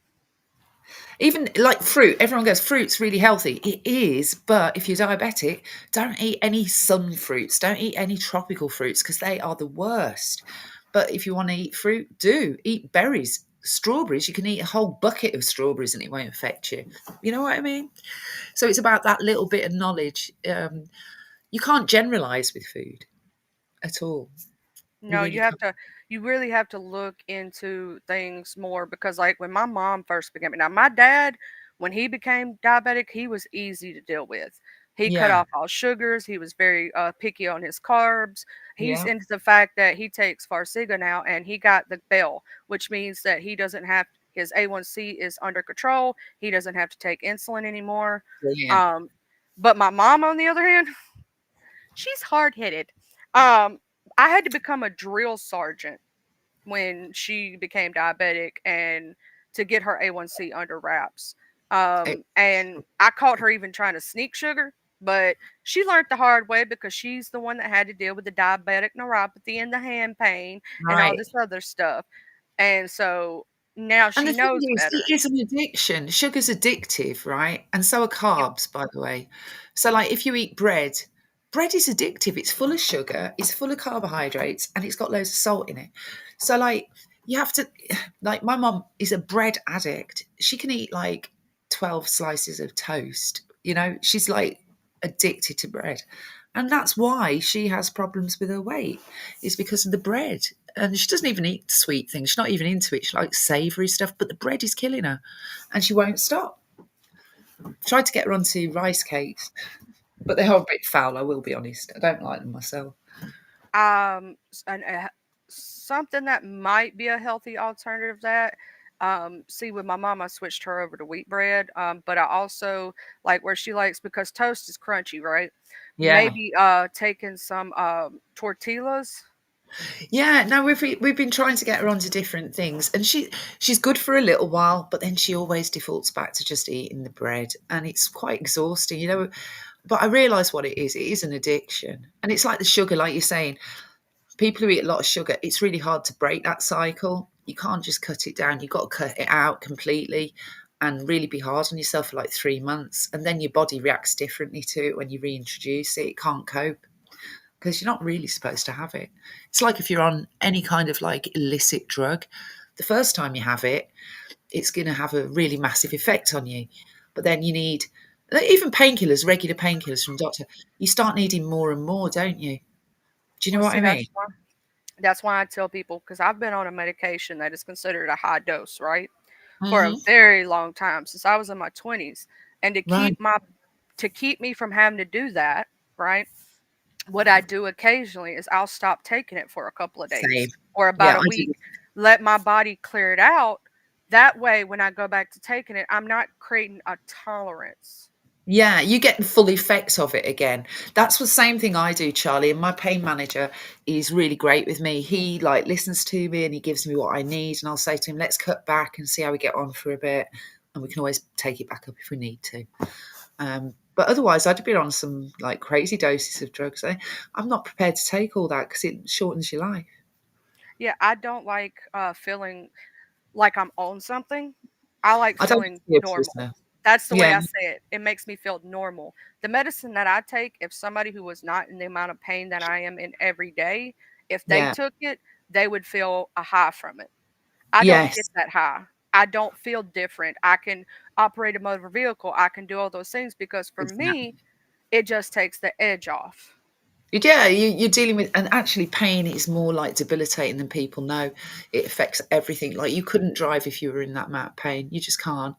You're better off driving on the painkillers, like and stuff like that. Because people have said to me, like, "Why don't you drive?" Well, the reason I don't drive at the moment is because where I live, I don't need a car at all. So it's just an unnecessary expense, and Yeah.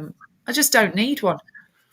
If you live in a city setting, most time you don't. Also, hey, Ghostface Keisha, thank you, Room Shake Up, you still here for sharing me out. Hey, Conscious Energy, hey, everybody, coming in. But yeah, no, I've dealt with this pain. It came from an accident I had when I was 15 years old on a bus, Right. and so I've dealt with it since then. And just as time goes on and your body ages, it gets worse and worse and worse and worse. Exactly. Well, And I've got post surgery problems. So like since I had my surgery, it was before the surgery. They did the surgery to correct it, but then I had like 6 months of feeling great, and then it returned even worse. So because it's scar tissue, a lot of my problems are related to, and so all the scar tissue entangled a lot of my organs and things, and they had to kind of release all my organs from the scar tissue. So for the first 6 months, it was wonderful, and then the scar tissue returns, and it made it worse. So ever they since then, told me not to have certain um, surgeries because of that. That my doctor at first thought the surgery was an amazing thing. He recommended it to all his patients because he saw such great results within the first 6 months, right? yes, But then he said after a year, he started noticing his patients were in twice as much pain than they exactly, were before they had the surgery. So he told me, he said, look, you could have the fusion surgery because that's the surgery that would work for my back problem. But Okay. what's going to end up happening is that they're going to end up having to fuse your entire spine. And you don't Exactly. want that. So Yeah. don't do it. You would So rather deal with the pain you have now than have that surgery. similarly, and yet also they didn't take into account the fact that I've got like a bleeding disorder, so I bleed more than most people would, which causes more scar tissue. And also I have a really thick dermis, which is why my skin doesn't age so quickly. So like my skin is quite thick, and so that's another thing. So I get like keloid scarring and things like that. So they didn't factor all that in. So a lot of people who had the surgery I had, it worked great for them, a lot better than what I had, because I had 9 hours under the knife while they were trying to remove all this stuff. And what they hadn't factored in was those two things, which meant that my scar tissue was going to be a lot worse than most people's. So for me personally, it was a bad move. But for a lot of other people who had it, it was a great move. You know what I mean? So yeah, it's Well, also, that's I mm. have I keloided on one thing when I had my gallbladder out. They used the robotic surgery, Oh, I and just had that done in January. I had mine out 2 years ago now, or three. It's like 2000. Well, shoot, it's been way more than that. Now that I look at the think about it, it's been since 2019. So that's Oh been wow, yeah, yeah, that's been a long time ago. But my keloid's almost gone now. And the one at the okay, top, you can't see it anymore. But at one time, what it was is they bruised me up real bad when they were pulling it out of the top part, okay, and it's the only time I've ever had a keloid in my life. And I didn't know what it was, and I had to ask. I was like, "Why is this different? My other ones, you can't even see I have them; they're gone. right. And you can't see where I had my liver biopsy, none of it." And I'm like, "So what happened with this one?" And it was because they bruised me up real bad, and I had a little bit of bleeding there. And Well, but under my clothes, I look like Frankenstein's monster. I mean, I look nice and slim and tall, but you'll never see me get my body out because I'm just covered in scars, and they're all like really horrible keloid scars. But I have to say, if anyone does suffer from that, use castor oil because they're reducing. Mine are, and ever since I've been rubbing castor oil all over myself, they are going down. So they that's will, and also with the castor oil, they'll fade over time, and to the point where it'll just like you'll still be able to see where it was. You'll still have like a whitish scar, uh, yes, but it'll be lessening and lessening and lessening over time. you're Um, right. I I will say that the gallbladder surgery, I should have had it before I did because I suffered for 2 years, not knowing that I was having gallbladder attacks. Yeah, they I tried will to tell do mine on anyway. the I would rather have a baby again than have that attack. Wasn't it painful? Like, yeah, gallbladder's Bad. horrible. It really affects everything about your day to day. Like, you can't do a damn thing. Every time I ate, I had to go and lie down because I'd be so ill. I couldn't eat sometimes. I had constipations to the severity I was taking one of the strongest prescription versions of to help you Yeah, go to the bathroom. It was Linzest, and I was at the highest level. And I was maybe pooing twice a month, which is bad for you, really bad for you, I'm because you the can get a same. thing called leaky gut. And then I couldn't eat because I was always full. Right. Now, I had the same thing and I lost so much weight. In it. They thought I had cancer because the weight was dropping off me. And all it was, I kept saying to them, it's because I can't eat anything. All I could eat was jelly or Greek yogurt. I literally lived on that for about 2 years and I lost so Mine was much. cereal milk. That was mine. I was It literally was under. bran flakes. It was bran flakes. It was raisin bran. That was raisin bran and milk was my thing. But you just go with whatever works in that situation because otherwise I wouldn't have ate anything. And yeah, but honestly, the worst thing ever. And they kept saying it was my kidneys and all sorts. I was like, it isn't. But what it was, I had an infection in it. So they kept doing these like endoscopies and what have you, and the other one going the other way. So they kept putting these tubes in me through my throat and up my bum and different things to find out what was going on and to see if there were any tumours and stuff. And they were going, there's no tumours, really healthy, blah, blah, blah. But what it was, the gallbladder was actually infected so badly that my infection markers were like, you almost should be expiring at this point. And because I didn't have a temperature, no one picked up on the infection. It took them 2 years until someone smart went, hold on now, look at these. look at these blood results. There's definitely an infection going on. See, I Um, didn't have infection. I had stones, and I was starting to get sludge. So at first we thought, because I had some amazing doctors, they yeah, knew that my gallbladder had some issue, but it wasn't completely gone yet, right? yeah, And so they said, well, you can live with it for a few years if you so choose to. You don't have an infection. It's not inflamed right now. You know what I'm saying? It's just you have a few gallstones, and it wasn't even that bad at first. But yeah. then That's as mine from like a scan thing they did. What do they call yeah, it? uh, Ultrasound. yeah, Yeah. they did an ultrasound. Now, the second time I went into the hospital for it, there was like, you're starting to get some inflammation. Um, you may be starting to try and I was trying to get the, what you had basically, and Mm. I didn't have it yet, but I was trying to get there. Um, I didn't get the full blown. Now, my brother's, but his burst inside of him. Yeah, he ended up having gangrene and all kinds of stuff, and had to have You a say he's tube. lucky to be alive. Yeah, he really is. He had to have a tube stuck into his stomach to pump out all the stuff. It was Wow. bad. It was bad. He almost did. He made it though, but he said when that pain hit him, he literally was laying down in a hospital bed in just tears and stuff. And when it Well, busted, he jumped up out of bed and cleared the bed because the bless. pain was so severe. Poor guy. I can't Yeah, imagine how painful that is because gallbladder is painful as anything that I've ever had in my life. And so I can't imagine what it feels like if it bursts. My goodness. I would rather have. I'm gonna say this: when I was having them attacks and didn't exactly know that was my gallbladder doing that, um, I literally would rather have another baby. Yeah. I would rather have the contraction pains than I Yeah. would have that pain, because I'm gonna tell you it's ungodly. You will be begging Jesus to take you Yeah. on out this world. Be like, please, Certainly dear not. Lord, Pain, just stop there's this not a pain. painkiller that works, is there, either? That's the thing. No painkiller works on it. Nothing works. I My pain medicine that I take every day wasn't touching it.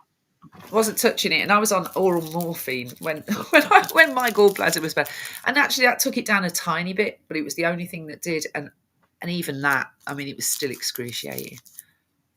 I was over here begging Jesus. What you talking about? I was crying because for some reason it always wanted to hit me at 2 or 3 o'clock in the morning when everybody was asleep.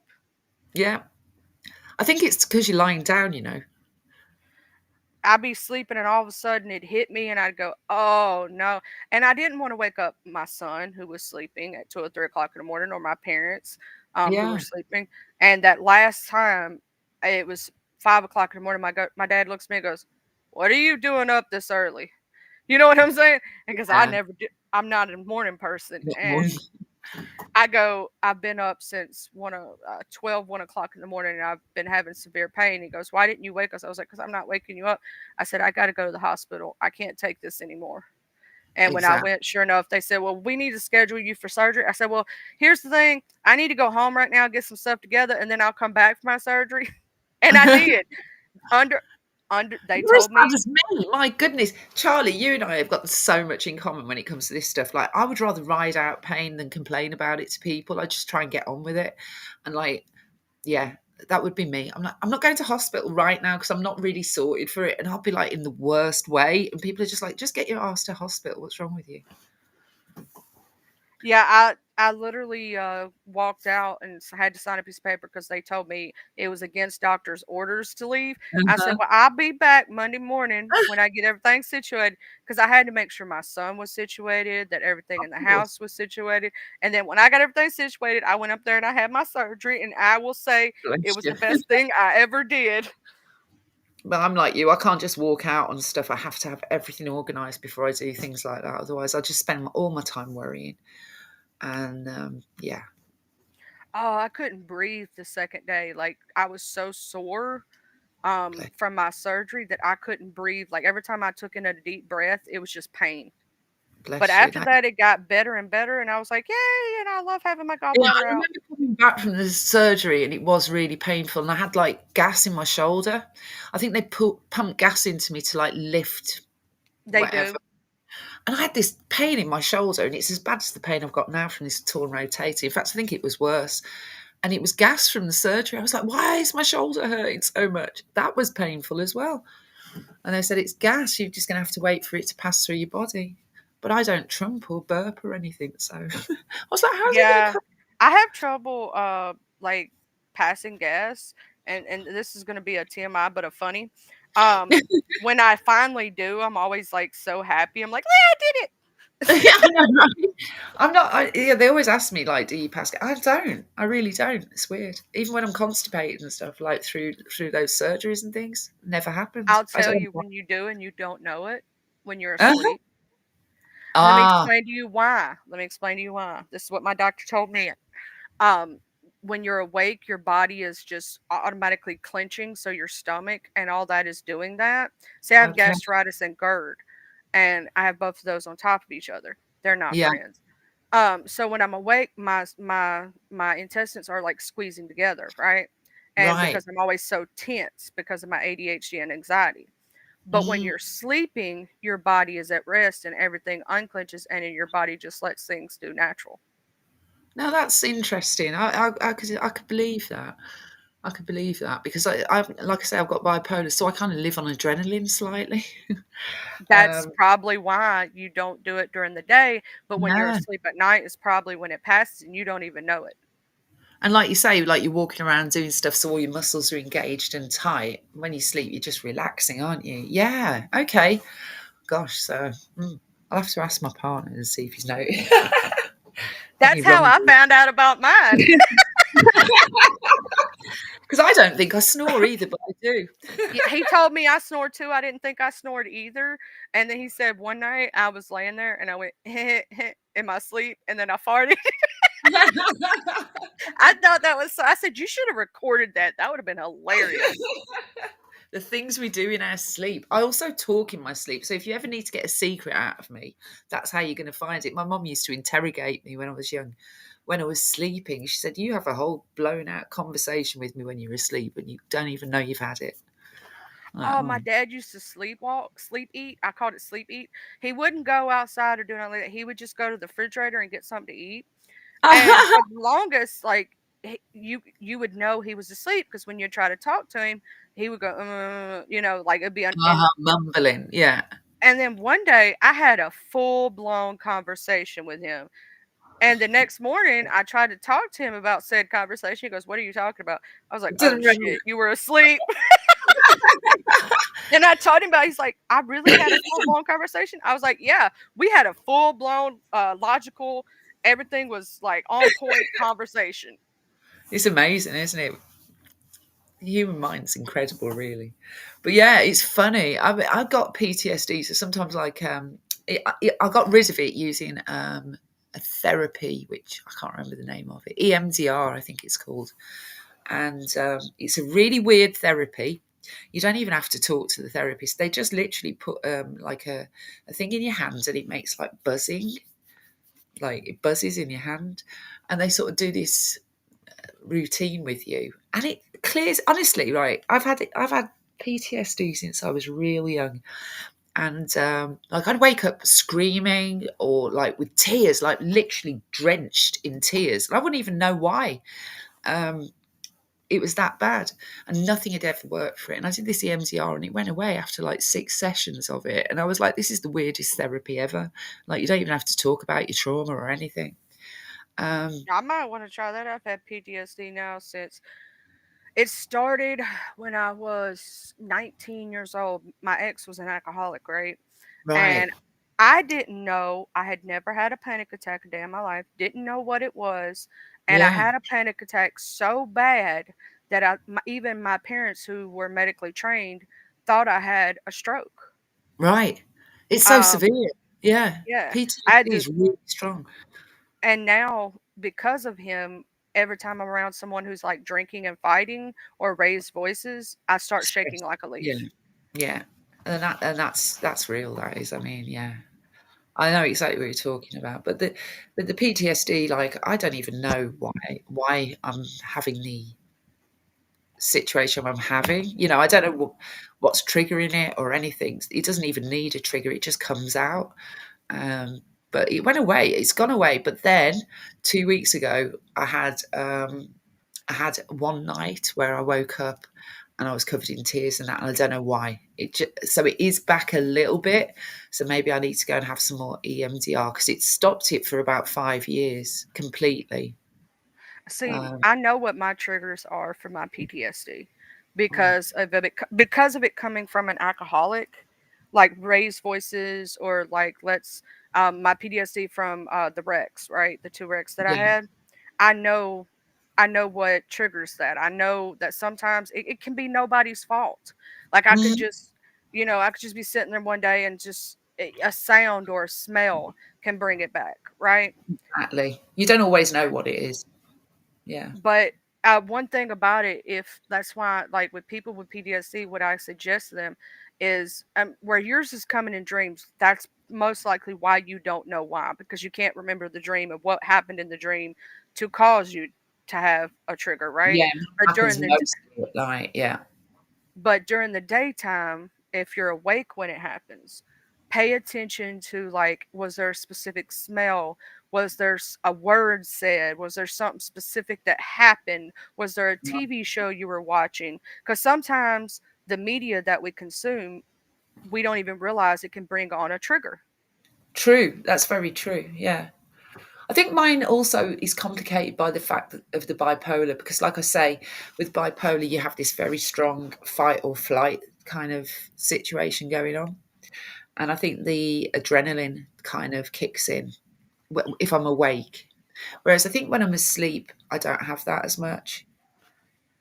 Yeah, and you also got to think that when you're asleep versus wake, you don't know what's happening in your dream if you can't remember it. So how Yeah. would you know what triggered it? And also, if you do have memories that you're suppressing Yeah. from childhood, you could be dreaming about those memories, and It's that could be popping your PTSD. It's possible because I'm very much one for just getting on with stuff like in my day to day. Like I don't really bother. Like I've never really been one for like loads of therapy. I've tried it. It's worked a couple of times for me with certain things, but I prefer like I learned to meditate years ago, and so when you're meditating, things come up, and it could be the weirdest stuff. Sometimes it's really like seems insignificant, but that's stuff that you need to deal with. So when I first started meditating, I actually had a nervous breakdown. I really did, because all that stuff was coming up, the stuff that I'd been suppressing. So I So was forced to deal with it. So meditation can be dangerous. I'm gonna say this. At the same time, though, where you've not been dealing with it is one of the reasons why your triggers are happening. Sometimes that's why therapy is good. You just got to find the therapist that's correct for you, because a lot of times, the therapist is not a correct fit for you, right? They're not Correct. the Yeah. right person. Um, if you are suppressing trauma, this goes for anybody who watches this, please make sure that you this is a experiment you can do, and it's going to be painful, it's not going to be easy, and I promise you though it will help in the end. Start journaling. When you like, let's say you have a moment where you're sad all of a sudden, right, with your bipolar disorder, and it just Yeah. hits you out of nowhere. A lot of times with bipolar there are triggers too. A lot of people don't know that. um, and Yeah. sometimes you can figure out those triggers to help stabilize your mood, right? I would Correct. say go from the very earliest trauma you can remember, and it's not going to be easy. You're going to cry and you're going to have moments during this, and write it down. There, yes, you could type it on a computer, but it's not the same as writing it physically in your own words. And Yeah. just There's a hand mind connection with writing. You're so right, Charlie. It's I'm different. telling you, my therapist told me I need to be a therapist. She told me I should become a life coach because I know so much. Just like when you Well, have I your think when things bipolar. affect you and you're intelligent like you are, you kind of research it and find out as much as you can, and you try things, and you're very highly intelligent, and I can tell because of how you think. And so, yeah, you would make a fantastic therapist, actually. Just my Something for your bipolar though, like to kind of stabilize your moods without, like, even if you are medicated, this will help. If you're not medicated, this will help. Find the thing that gives you peace and calm, and the thing that can make you cry. Because sometimes you just need a good cry, and I agree. sometimes your mood won't allow you to cry.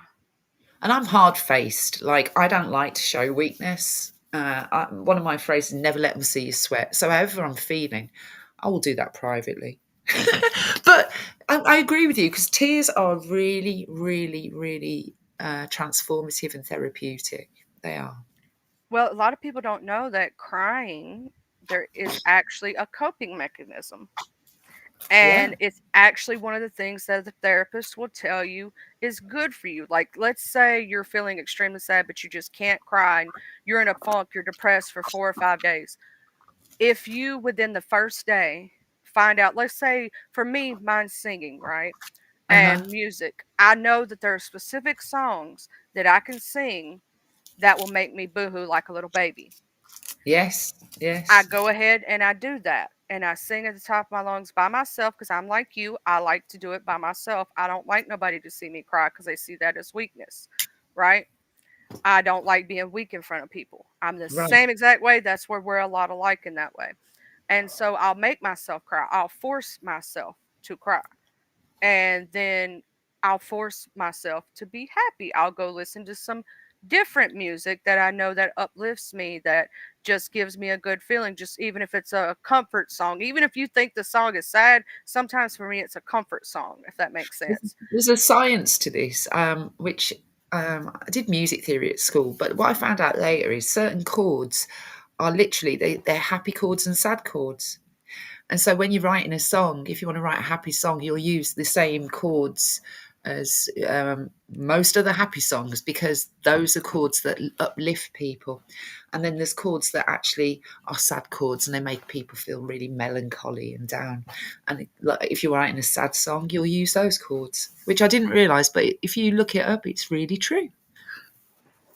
And I'll say this to anybody with bipolar out there, you can actually use that to stabilize your mood without medication in some ways. I'm not saying completely do away with your medication because bipolar is a thing that is very hard to deal with unmedicated if, you know, Yeah, in it's your like own way. schizophrenia. It's Yeah. safer for you and everyone else if you just take your meds. Really, let's be honest. But But but what it doesn't solve everything. You like you say, there's a lot more work to be done than just popping a pill. Yeah, and that's why I'm trying to offer these things that I know that help. And if you find the thing for you, like, see, everybody has different coping mechanisms, right? Mm, Some people it could be TV shows, some people could be video games, some could be drawing, some could be coloring. Like, there's so much, and I yeah, have noticed that 90% of coping mechanisms are creative in some way. it's true. Yeah. So a lot of adjunct sort of services, like there's lots of art therapy, music therapy, and all those. They're always around creative stuff. You're right.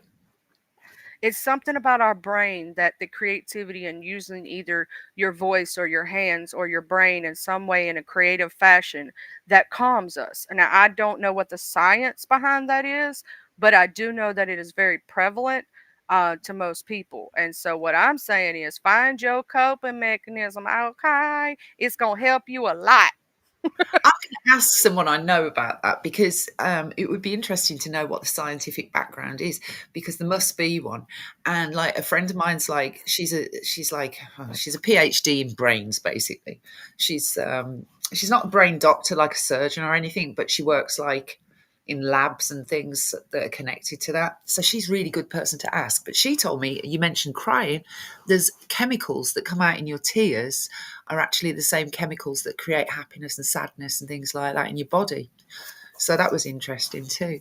But I'm going to ask her about this creativity thing connection because you're right. You've made a link for me today. Yeah, It, I'm it's going to. it's something about that. It's like, some people, like a lot of men, if you'll notice, they like to like build things with their hands, and it gives Yeah. them a sense of accomplishment, which releases endorphins.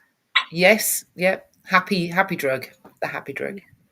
And so you can change your mood just by doing simple things. And it therapy is all about changing your mindset. Like, where your brain says I'm not enough, you have to make your brain say I am enough. I'm a burden on people. You have to make your brain say I'm not a burden.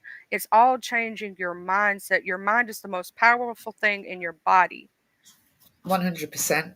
And I did learn to teach people something called cognitive behavioral therapy. I don't know if you've ever heard of it, but this type I do is called mindfulness based cognitive behavioral therapy. And it is all about that.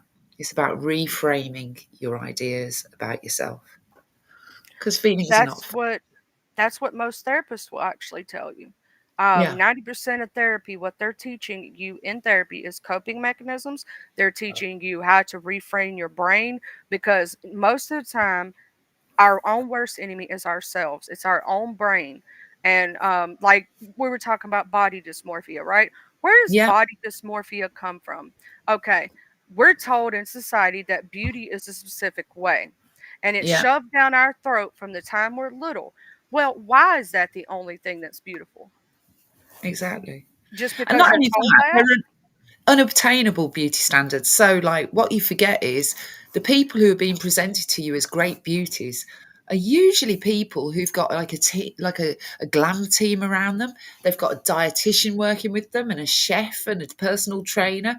And then on top of all that, all their photos are airbrushed. And do you know what I mean? It's like you don't have time in your day as a normal individual, but these celebrities who are held up as these beauty standards and models and things, that's their entire life. That's what they do.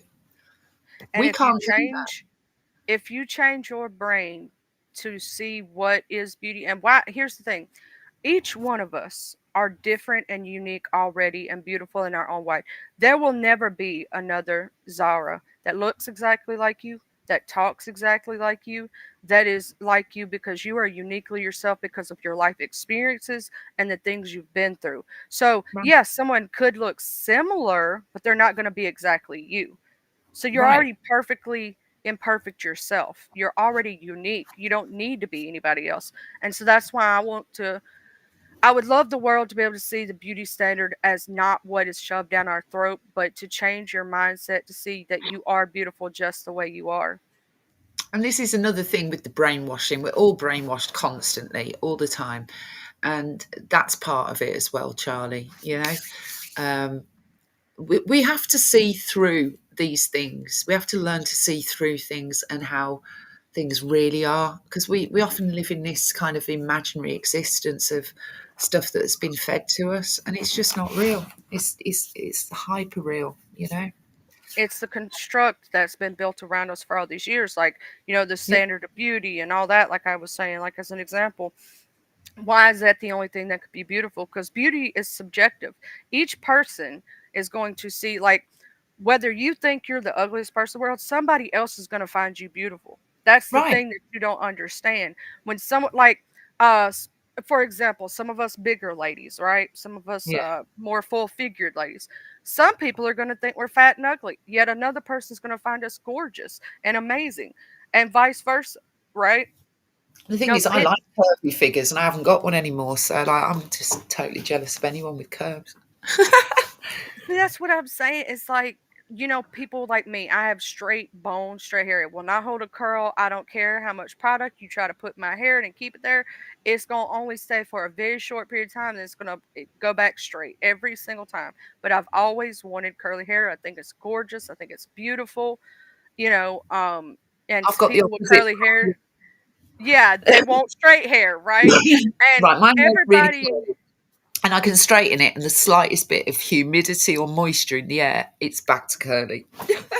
and that's what if you really think about it, people who are skinny and tall prefer the other way, and vice versa. Like it's you always want what you can't have or you don't have, right? I always thought my mother was the most beautiful woman. She is very attractive, but she's like 5'2" and curvy, and like she is and she's blonde and blue eyed. And I was always like this really tall, kind of lanky kid with like really dark eyes and dark hair, and I took more after my grandma. Um, and so I always wanted to be like my mom, and I was like the opposite. So I always felt a bit ugly because I thought she was the most beautiful woman on the planet. And see, that's where I say, like, beauty is subjective because someone else that may see you and your mom may actually find you attractive over your mom, even though in your mind she's more beautiful. You know what I'm saying? Like, and so to change our mindsets would also change our, let's say, body dysmorphia and make you love yourself more. If you look at the beauty within, because here's the thing, another thing, your outside beauty doesn't last very long. No, It's gonna go away. You can get scarred up tomorrow. A lot of things can happen. You cannot say that you cannot lean on that to make yourself feel better, right? You have to right. look at your inward beauty because that's the part that never changes unless you decide to change it. Yeah, I'd agree with that. And I do think you wear your inside self on your face a lot. Like you can see in people's eyes and in their if their smile's genuine or not and stuff like that. And actually you get wrinkles according to whether you smile a lot in different places to whether you frown a lot. So you wear it on your face when you get older as well. That's what I talk about when I say about don't worry about someone's outside beauty because that's going to go away in a matter of years, and that's like if you're trying to find a partner, right? Don't Exactly. base your partner on superficial reasons because those superficial reasons can go away at any moment.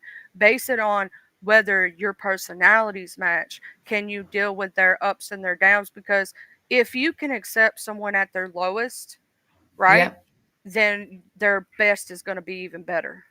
exactly. Yeah. I always Hey, call Miss it like Smash It. hi Trish. I just Yeah. totally waved like an idiot. Did you did you catch that wave, Trish? I I know I don't know just did why. it. What's wrong with us? I don't know. I just wave at people sometimes. They can't even see me doing it. I'm like, hi. We're goofy, aren't we? The pair of us. So yeah, I mean, I totally agree with everything you're very smart, Charlie. And I don't know what your educational background is, but I can tell you're really intelligent because, like, I love having these conversations, and you've got a lot of insights that I've really like benefited from today. So I thank you for that, Well, for thank you sharing. for listening. Cause I try to, as much as I can help people. I am that friend that will stay up to 2 or 3 o'clock in the morning. I had a friend whose wife, she had an ex that she was done with, but he had called her saying that he was suicidal and he was ready to end it, and she obviously still cared in a way and went to go check Right. on him. And let's just say that she turned her back and he blew her head off, Oh, and then murdered himself. And it was a very sad situation because she was that's great. already moved on. She was happy, and he felt if she wasn't going to be with him, she wasn't going to be with anybody. That hurts And so much as instead of well. him just taking himself out, he wanted to take others out. He actually had called multiple people. My sister was one of them, actually. So Gosh, it he couldn't had be planned to, anyone. yeah, he had planned to do this to multiple people. Let's just say it that way. And Um, it was she just was the one who whoever. answered the call. Yeah, she was the one that answered the call basically. So she was just at the wrong place at the wrong time. And he wanted to take out quite a few people, but um my friend was sitting there like, why did she go over there? Like, he was just having a heartbroken moment, and he actually had a gun to his head Oh because gosh. he didn't want to live without her. He thought that his world had ended in his mind. And I was like, no. And to this day, he says, you're the one that saved me, because now he's with another lady. He's happy. Uh-huh. I said, and see, look, if you had done the thing you wanted to do 10 years ago, you wouldn't be where you are today. Because at the time when I was talking to him, I said, look, it may not look like it now, Yeah. right? But it will get better. It always get better. And if you don't think at that moment that it does, it can, and you can change anything, even if you feel like you can't. There is no such thing as can't. You can. Yeah. And the one thing we can guarantee in life is change. Every Hmm. moment is different to the last one. So whatever you're feeling right now, however sad, lonely, whatever you're feeling right now, that can all change in a moment. Anything can happen. You Anything. never know what you can miss out on by leaning into those that that that suicidal tendencies. You never know what you're going to miss out on in 5, 10, 15, 20 years if you had just fought through it that one time. I used to have It's problems with that. I used to have a lot of problems with suicide, like, oh, sorry, with the ideation and also with actual attempts, like when I was young, because I didn't even know I had bipolar until I was in my 30s. But like, I had loads of incidents like where I just couldn't cope. And like, my brain was just going ham and it would not let me, have any peace. And like, if I'd have been successful, I wouldn't be here today. And I'm happy as anything. I'm one of the happiest people you ever meet now. But it took a lot of work to get there. I say the same thing. I, at the age of 14, wanted to unalive myself. And if Yeah, I had done that then, there is so much that I would have missed out on. And that's why I tell people, yes, you're going to have those low moments. It's how you get out of them that strengthens you. And I promise you, it does get better. It may not seem like it right now. It may not seem like it in your brain it's ever going to get better, but I promise you it will. And even if you're dealing with the most terrible trauma you can think of, you can get through it. You just have to be willing to put in the work to do it. And it's exactly. not going to be easy, but anything worth having is not easy. 100%. 100%. Hey, Pinocchio's World. Hey, DM. Thank you, Should we wave? Rose. We're waving. Yeah, I was totally waving again. I was totally waving again at Sophia, because she had the pink handy wave, and I was just I totally know. waving again. When I saw that, it made me want to wave too. And Pinocchio's waving too. Yeah. I was wanting to wave again, y'all. Y'all know I can't help myself. But even though these are tough topics, I think they do need to be spoke on more. So tomorrow during Wellness Wednesday, may actually Okay. speak on this some more, because mental health for me is a huge thing that I want to help people with, because Yeah. I myself have struggled, and I have seen so many others struggle that I've helped. I had a friend in high school. I was the anti-bully in high school, because I Me had been too. bullied. I hated bullies. I used to bully the bullies. That was my job. I had a friend who came in when I was like in 11th grade, and she was a ninth grader, and she was sitting up there by herself, just sitting there. And I didn't like that. I didn't like that. And I knew what it was. And I knew it was because she was socially awkward and she was scared because she Yes. had been made fun of, bullied. So I went over to her. I said, "Hey, what's your name?" And, that's how It it was always started. that. Then I told her, "Come over here and hang out with us." And she also told me I gave her the strength to come out. Imagine, it doesn't take a lot to be kind, and like it's really worth it. Like you say, I was the same kid at school. If I saw a new kid or someone who was struggling on their own or whatever, I'd always go over and sort of befriend them and kind of, I don't know. I just don't like to see people in pain or whatever. And Do you know so, that's what got me bullied as a kid? Being the nice kid and being the nice person, because they made fun of said person because I would be friends with them. Then I was also ostracized and bullied because of it. And I didn't care, because I was like, I'm not going to allow this person to be over here by themselves and be isolated and hurt. Like, I'm going to go try to be friends with them. And there were some people who actually tried to turn the tables and say, because I was being nice, they put me in the same category. well, I think where I was always the rebel and seen as like, so I found out after I left school that I was seen as the cool kid, but I was like the rebel, but I was very much on my own. Like I never had one group of friends. I had load. Like I could go to any group and be part of the group, but like I didn't really want to be part of a group. Do you know what I mean? Like I'd just I come and know go. exactly what you're talking about, and I found out the same thing actually on graduation day. This was crazy. I had a I thought lot it of was at a dudes school come to me, reunion. and they said to me, like, I really wanted to ask you out on a date, but I was afraid of you. I was intimidated. I was like, what? I'm only 5'6". Well, I was 5'6" all the way up until after high school. Then I grew like a quarter of an inch, and I'm almost 5'7". But I'm like, you were scared of me? Why? And that's what I found out. Like I was the rebel, but I was a brawler. Like I would not shy from a fight. So when I moved school and I was the new kid, some girls they call it offering out. So like this group of tough girls, because I came from the hood and it was like where they lived. I just moved to like it was quite a quiet town. They saw me as like a bit of a threat to their reputation, and so a lot of girls came towards me to try and fight me. So I went, yeah, no problem, I'll meet you. So there was like this place, the Subway, sounds really sinister, where they all used to go and fight anyway. So one lunchtime, I went down there to have a fight. I'm there in my schools because we had uniforms. So I was in my school uniform. She'd got hot. She'd entirely changed. She got her jeans on and all sorts. And I just stood there and went, look, go on then, throw the first punch. You wanted to hit me? And she would not do it. Do you know that girl befriended me and became my best friend?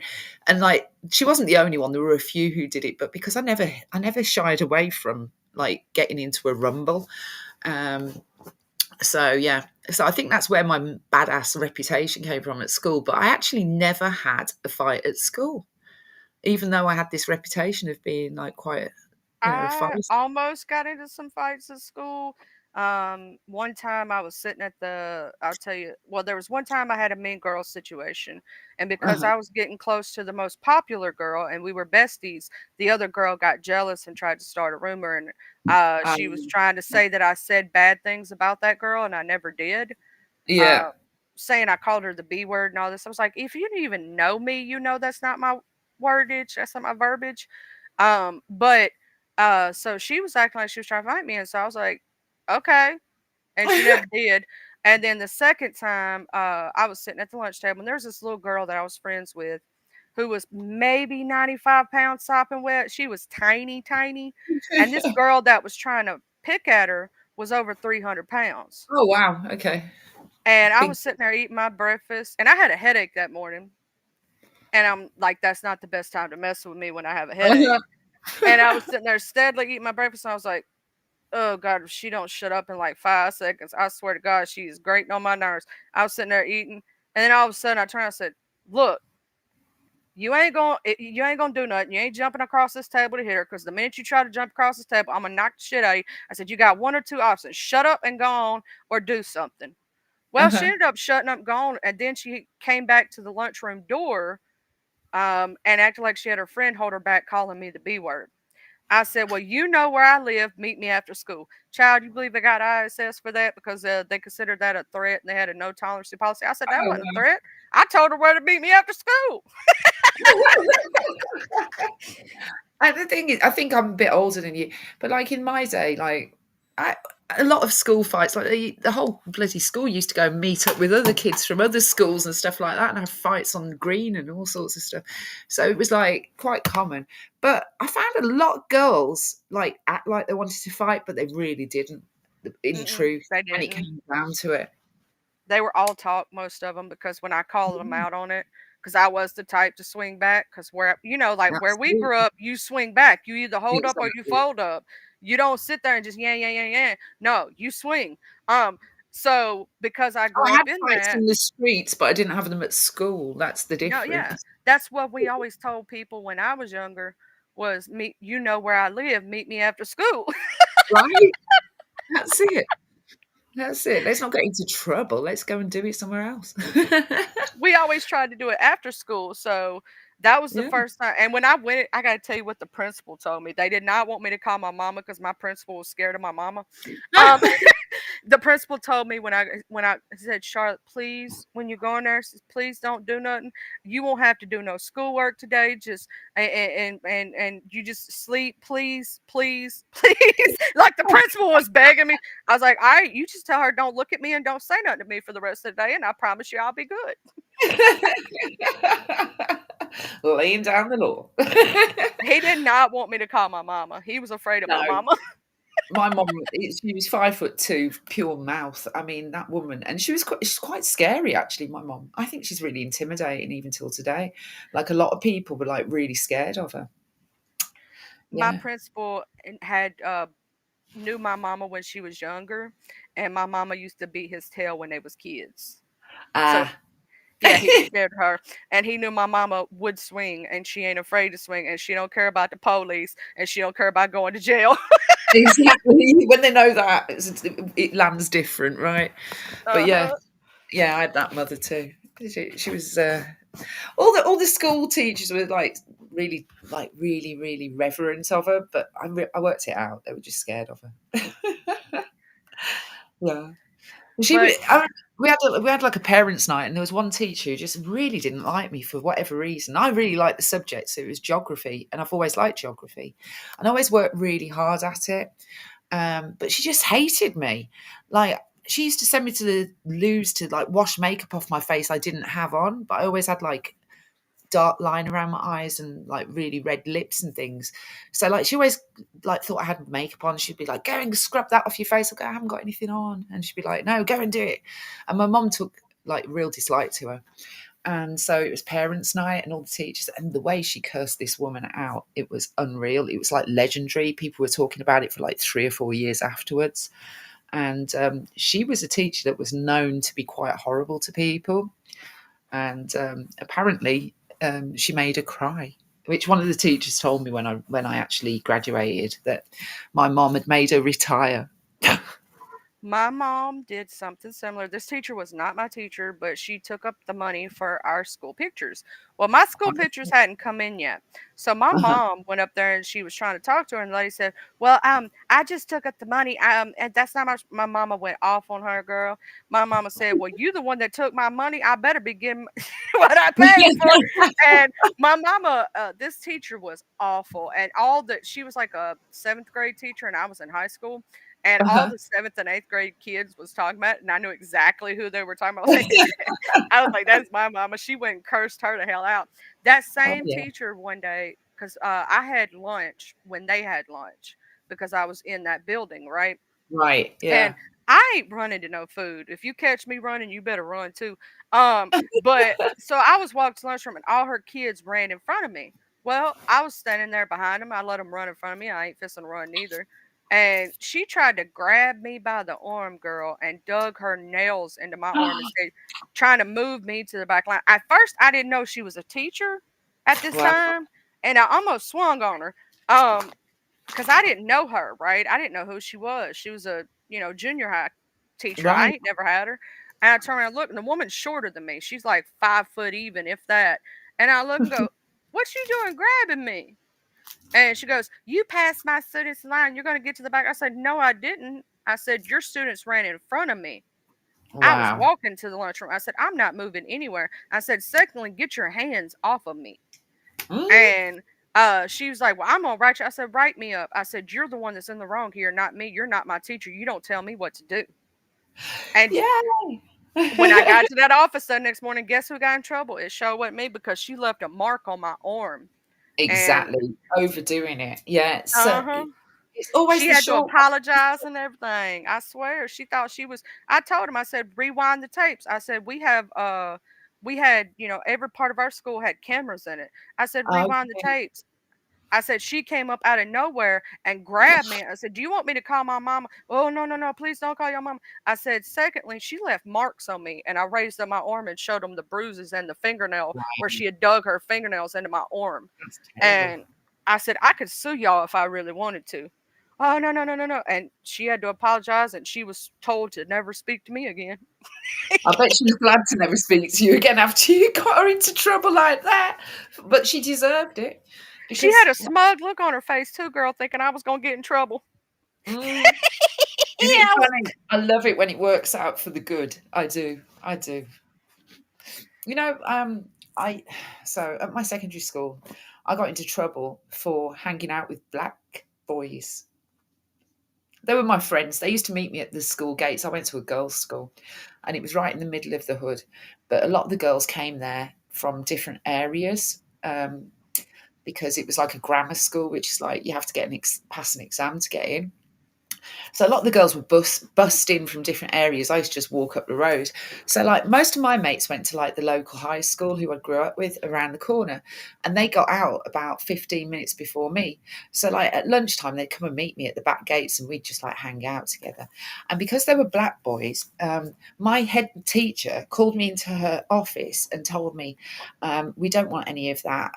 Can you tell them to stop coming around here, and you need to stop hanging around with them. We don't want any coffee coloured children now, do we?" I Oh, was like, child. "Mum, do you know the way my mother flew up to the school to tell her about her racist arse?" Yeah, she went in on her. She said, "Well, number one, why do you think my daughter's sleeping with them? Number two, what the hell are you talking about? Um, because they're black boys?" She went, these are the kids she grew up with. She went to primary school with these guys. She's known them since she was a kid, and you are a racist bitch. Like, my mom was giving it hard, and I was just sat there laughing in the office while my mom was going in on her. But unbelievable the stuff that they used to say and do, and that was normal then. That was like she. That's That was the headmistress. crazy. She thought that was all right. Can you imagine? That's crazy. Oh my God. The headmistress? Oh, Yeah, yeah. Coffee coloured children. We don't want any coffee coloured children. Street. Can you imagine? Uh-huh. Yeah.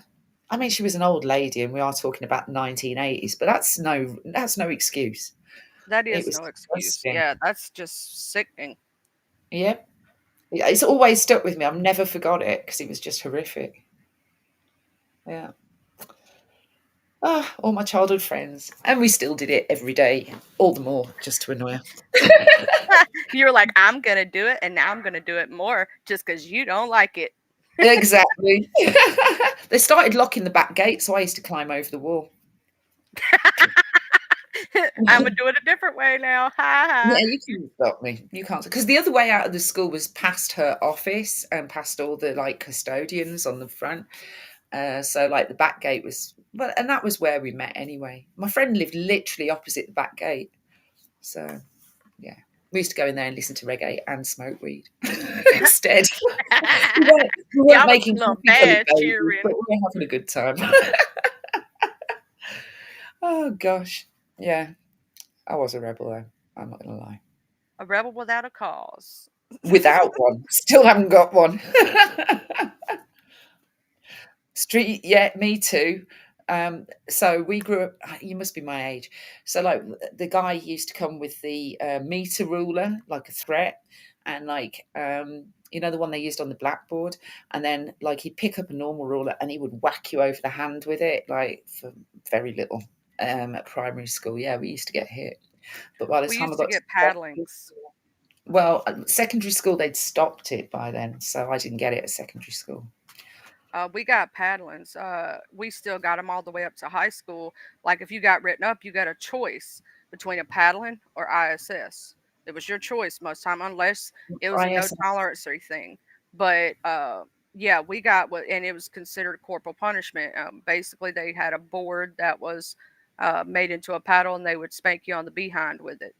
Okay, yeah, yeah. They had them when I was a kid, but I never got that one. But so, without doxing yourself, what age group are you, Charlie? Oh, I'll tell my exact age. I don't care. I'm 36, 37. Okay, so they were still doing that like when you were at school. Gosh, so that would have been like a criminal offence, like because I'm 51, so that would have been a criminal offence 15 years after I left school. They would have been in the police station being written up for that. Well, Yeah, you're after a certain point, they did change it. I will say, even for us down here, to where your parents either had to give permission right. or you had to accept it. If you did not accept it as a punishment, it could not be done to you. And if your parents specifically stated that you were not to be touched or paddled, then Again, you did yeah. not. Yeah, so it was a choice of corporal punishment. You could take it or you could not. They did Okay. after a certain point change that, and And now I what's don't the even think they do ISS it at you all. mentioned? What was ISS? You mentioned you could have that or ISS. What's ISS? In school suspension. So you basically go Oh, to a room that there's a person in there that watches over you, and you are in these little cubicles. You do your okay. schoolwork. You don't get to like go out for break or go into different classrooms. Like you're literally stuck in this room all day long Right. Yeah. in the I think they cubicle. have that here now as well, certain schools. Um, where they've got a special room, so anyone who's misbehaving or whatever gets sent there, and they like supervised by some hard nut who, yeah, Yeah, that's basically what ISS was for us. It's called in school suspension because you yeah, have out of school suspension means you get sent home, right? And you're right, suspended for the day. You cannot make up your classwork, blah, blah, blah. But in school suspension, you still do your classwork. You have to do everything that you're supposed to do that day, but you are basically isolated from the rest of the kids in a right, cubicle, and you're not allowed to get up, move, and stuff. Like you can still go to the bathroom, yeah, obviously, and even your lunch is brought to you. You don't get to wow, go to the lunchroom or nothing. It's seen as a punishment, but a lot of kids did not see it. In Well, fact, I read some of the dirtiest poetry on the ISS wall when I was a kid. And one of the kids had wrote on the wall, "Remember the moon, remember the sky, remember the night we all got high. Ussy got ate, Ix got sucked. That's the night we all got fucked." That was something I read on the ISS wall that some kid who had decided to write it on one of the cubicles because they didn't really pay attention to the kids in the cubicle. The no. kids be doing all kind of stuff. What you talking about? Yeah, just someone at the front of the classroom who couldn't give a damn. Yeah, pretty much. Actually, Yeah. what was crazy, I was actually one of the students that helped with ISS. Like I would go get their lunch for them. Like we had a couple of us who worked for the Uh-huh. janitor, and we got paid in a way. We would get free snacks and stuff. And Uh-huh. like that was our payment. Like we would get a free drink and a free snack from the little area. And what we did is we would help go get the lunches for the ISS kids to take them over there and drop off the cart and then take the cart back, right? Yes. And so I was one of the kids that actually helped the janitor occasionally because I didn't do anything for third period. I was mostly in the library, or yeah, it was third period. I used to get okay during driver's ed. I used to get a free pass to go to the library every day. Okay. So I didn't have to even take like he'd tell me to write down like all the information and do my work, and then I would Yes. just totally skip third period every day. Yeah, because in my last year at school, I'd just moved there from another school, so it was like in the middle of my exam year. So I was actually taking options in for examinations that they didn't offer at this new school. So, for instance, Latin, they didn't offer it. So, there was a classics teacher, but they didn't do Latin on the curriculum. So, because I'd done like 4 years of Latin, they gave me the option to work individually with that teacher. So when my option time came up where I had missing options, if you get what I mean, I'm really putting this really long winded way. I was allowed to go to the library basically and work on these other options. And then they did something called general studies, which I refused to do because it was just a load of rubbish. And so I told my mum, I don't want to do that. So what I used to do instead of general studies was I used to help the special ed teacher teach the kids who struggled with like reading and writing and stuff. And I used to go and help them. So I was like a teacher's aide during that time. And I loved it. But it was all the kids who used to get bullied for, a lot of them came from very poor backgrounds. And some of them were not looked after that well. Like there was a girl who always had like an aroma about her. And I used to worry about her because it was like a fishy aroma. And I used to say to like the special ed teacher, can't we let her go and have a shower in the changing rooms and stuff during this time? And we made it a thing where she was allowed to go and do that. I made that happen for her. But I did wonder if she was being like abused at home in actually because of the aroma and stuff. But yeah, I was a bit older than them, but only by a couple of years. But I had my head screwed on, and I was just like, I loved it. I loved working as a teacher's aide for the special ed. It was great. So I do stuff like that too, Charlie. I like getting involved. I did something similar to that and a little different. Um, like over here we have the thing. It's called I don't know if they still have it. It was called the AR reading program, Accelerated Reader. Right. Basically, when you read a book, you go on the computer, you take a test to see how much of it you remember, and you get points for it. Okay. And at the end of the year, whoever has points gets, medals, medallions, special things, and stuff like that. Well, I Right. used to get, I used to get a medallion every year for being in the 5,000 or 10,000 point club. Uh, Wow. it got to the point that I had read every book in the library so many times that I ended up being the person when she would get a new book in, she would give it to me to read and then help her make up the test. Right. Okay. I get it. Yeah. I was a bit like that. I couldn't read enough. I always had a book in my hand. I love reading. Even now, I read a lot. I got two books over here on my bedside table right now. Actually, I'm three, trying to because get I still into have the audio. Divergent one over here too. I'm trying to get into the audio books, but I find it really hard with some of them. I can't like novels. I cannot do audio books. So I've found out I can only do biographies, especially if they're read by the person who wrote it. They tend to be more engaging audiobooks, and some non-fiction, but a lot of like things that require your imagination. I find like when I'm reading an actual physical book, like my brain will stop to kind of paint a picture. And I feel like it doesn't do that when I'm listening to it on audio. So I don't get connected to the story as closely. Have Also, you- if you it with bipolar, because it's very similar sometimes to ADHD. Yeah, When they you're often get hearing it, misdiagnosed, don't they? yes. Sometimes when you're hearing things on audio, like your brain's not fully paying attention versus if you're reading it yourself. I'm the same way. When I read a book, I can paint a picture. I can see exactly what the character looks like in my mind's eye, what Yeah. the area looks like, what they're talking about. Versus when I hear it on audio, sometimes actually those put me to sleep. Exactly. That's what happens to me. Like if I listen to them at night, they just they're just basically sleeping tools because I don't remember any of it and I fall straight asleep. There's Yeah. this dude that I listen to almost every night, and it's horror stories, and you would think it would change like the way I sleep. They're not really that scary. They're like rule Yeah. stories and creepy pastas. It's not even that scary. And his name is Lighthouse Horror. And I Okay. listen to him just about every night before bed. In fact, he's still on my TV right now because I haven't changed it since I woke up, and so I just left it. It paused after a certain point, but Uh-huh. I listen to him every night before I go to bed. And there's another one called Horror on the Rocks. Their voices, it's something about their voices that are so relaxing. I can listen to it right before bed. It just puts me right into sleep.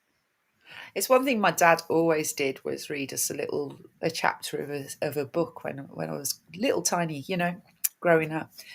And he's done it for me. He's done it for all my siblings. He's done it for all my nieces and nephews on that side of the family. Um, and like he was always one to like treat you to be like like he'd treat you to a book like on a Saturday. My dad always worked Saturday mornings, so we'd go to my nan and granddad's, which was around the corner from where he worked. And after work, he'd come all and take me out to a place called WH Smith's, which was like it still exists, but they always had like books, and he'd let me pick a book every week, and he really encouraged me to be a reader, and he's done it with us all, and we're all without fail love stories, and I love a bedtime story. And my husband will kill me for telling you this, but I used to force him to read me a bedtime story when we first got married. When I couldn't sleep, I'd be like, read me a story. And honestly, he's got a very deep voice and it's very relaxing. And Yeah, it's one of those ones that make you go, oh, and then like 5 seconds later you're asleep just because that's it's what so he was like. He was like, relaxing. okay, because what he realised was it took about 2 minutes and I'd be out cold. So it's just easier to like give in and do it. But yeah, I love stories like at night time. But like you say, audiobooks, it's different to having a human sit next to you and read it. But like an audiobook does just send me to sleep really very, very quickly. I can't pay attention enough a lot of times when it's an audio versus when No. I have a physical copy in my hands and I can see it and I can touch it. I love the smell of new books. I don't know what it Yeah. is. I love walking into Barnes and Noble. It's my favorite thing in the world. And me. I've got my house is like a library. Every room has got books in it. I've got about six bookcases. I mean, some of them are three like shelves deep. Like I could literally have a library room in this house, and it would be. I'd still probably have to put some in the attic. I can't get rid of them either. I'm very I attached. have we have a huge walk-in closet and I'm the type of person I don't have that many clothes. As long as it fits, I wear it, and as long as it feels comfortable, I wear it. So I don't need a heck of a lot of clothes. I'm not that person. Like I'm just not. So for me, half the closet's going to be my library. I'm trying to get rid of my clothes. It's another addiction of mine. I did fashion school before I went and did well, sort of in the middle of me having a career. I took a year out and went and did foundation degree in fashion, and then so I was going to carry on with it, and then I decided no, I'm going to go back to my old career. But anyway, so I do love fashion, and so like I just buy so much stuff. I can't help it, but I've slowed right down. But I've still got loads of stuff that I've had years. Some of it's really vintage, like 1980s, 1970s. I've even got stuff from the 60s, which I've bought in vintage stores. and I'm getting rid of it, even though it doesn't fit me a lot of it because I was a bit bigger when I bought a lot of this stuff. I find it impossible. So this year, my challenge to myself is to get down to a basic capsule wardrobe, and I'm struggling. I've not done very well with it so far. That was my New No, you Year's seem like resolution. you have to have your accessories and all those things, and I'm over here like, I got one pair of earrings and a couple necklaces, and that's all I need. And I got like 5 pairs of pants and about 10, 15 shirts, and I'm good.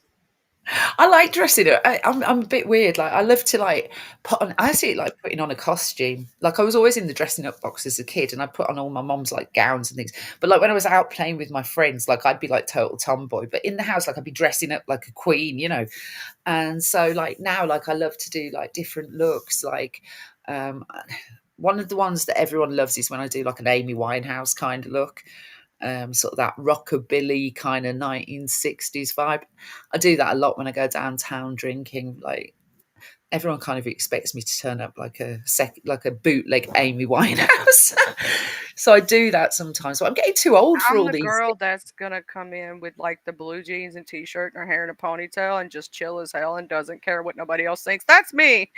But I like androgynous looks as well. Like I love Doc Martens. Do you know what Doc Martens are? I'm not sure if Yes, yeah. we have them over here. I wasn't sure if you get them or not because the factory's not far from me. But I love Doc Martens. I've got them in several colours, and like, I love them with jeans and like a almost like a skinhead look from the 70s, with like a long grey kind of I forget the name of the coat, can't remember. But like it's really androgynous and like a men's shirt buttoned up to the neck and everything. Like I can be really like tomboyish still, and then Kind of sometimes I reminds go, me of the lead singer of the Eurythmics when you say that. yeah. Oh, I love her. She's I do incredible. too. Annie Annie Lennox. Lennox, my gosh, she She was is so gorgeous with the short hair, the she blonde and still stuff. looks the same. Have you seen her? She looks Yeah. exactly the same, beautiful woman, and what a I voice. love I love her version. I'm sorry, everybody else is like, I love Marilyn Manson's versions. No, her version of Sweet Dreams Are Made of These Oh, in the original is the best, and it will it always be the is. best. And I like Marilyn. Don't get me wrong, I enjoy Marilyn Manson's version, but you can't beat Annie Lennox and Dave Stewart. Those two are geniuses. That There's is a one of lot my of favorite really good songs of all British talent. time, and the video for that song. Oh Oh, yeah. And you know, when that was at a time when videos were only just becoming a thing, like people were only just starting to do them. So it was really like entertaining to us then. We didn't have a lot of good videos then. But yeah, I agree. Yeah, it's Annie Lennox style icon for me too. Yeah, absolutely. But then I'll go to the supermarket on a day when I feel this shows I've got bipolar. I'll put a ball gown skirt on and like my Doc Martens and a t-shirt and go to the supermarket. Like, and everyone will be looking at me, and I love it. Totally weirdo. I am a total weirdo at times.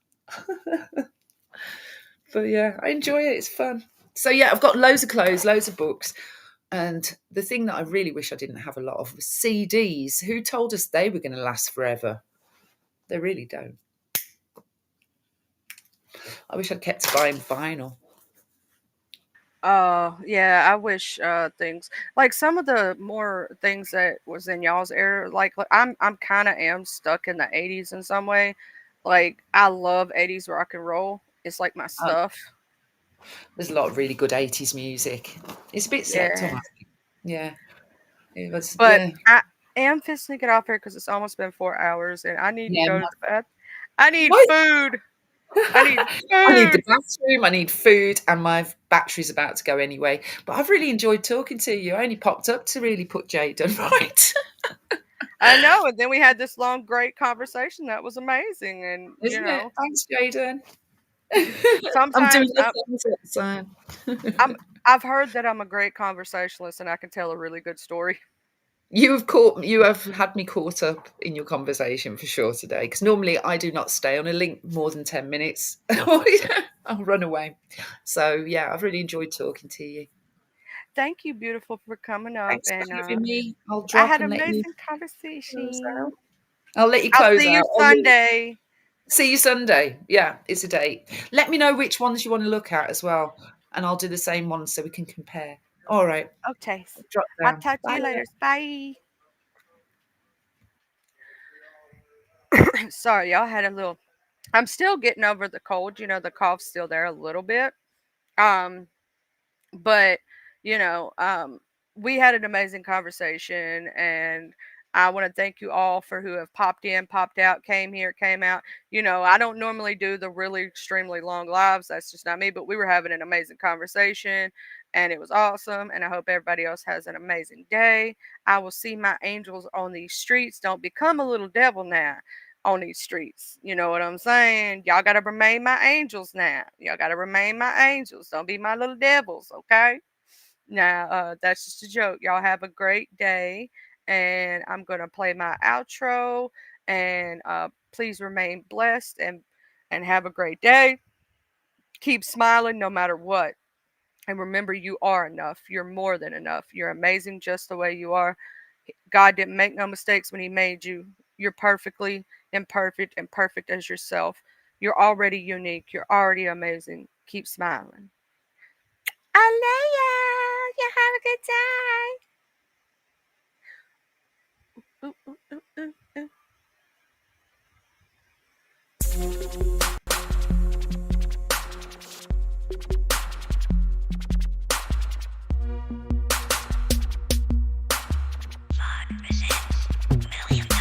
I'm from the TUBELO. I'm reppin' my hood, so love I'm gon' show from the TUBELO. I'm reppin' my hood to the day that I go from the TUBELO. I'm reppin' my hood, so love I'm gon' show from the TUBELO. I'm ripping my hood to the day that I go. I'm from the west side, we don't need no introduction. This was the best ride. We all big boy rolling and holding. Come take a test drive. Hilldale, Evergreen, Glenkirk, Outer Street, bending every corner on the west, and that's where I'll be. Sunroof back, Captain C banging down 1800, chunking up the deuce to my post slanging down on 1800. Show no love to the ladies that's training round on 1800, making time stand still. Crystalline swinging down on 1800. Watching out for them knuckleheads that be staying round on 1800. Big rims and low pros be blanging round on 1800. Better completely change the way you're thinking about round 1800. Really hate to see you boys get left slanking round 1800. Out of street got some history, just let Captain C lay it out. If I don't finish it all on this one, let the second verse play it out. Remember the blue apartments and OG standing back there by 60 deep. Bull walking, Charles Blue, a big Anthony Hughes and P. I'm from the TUBELO. I'm reppin' my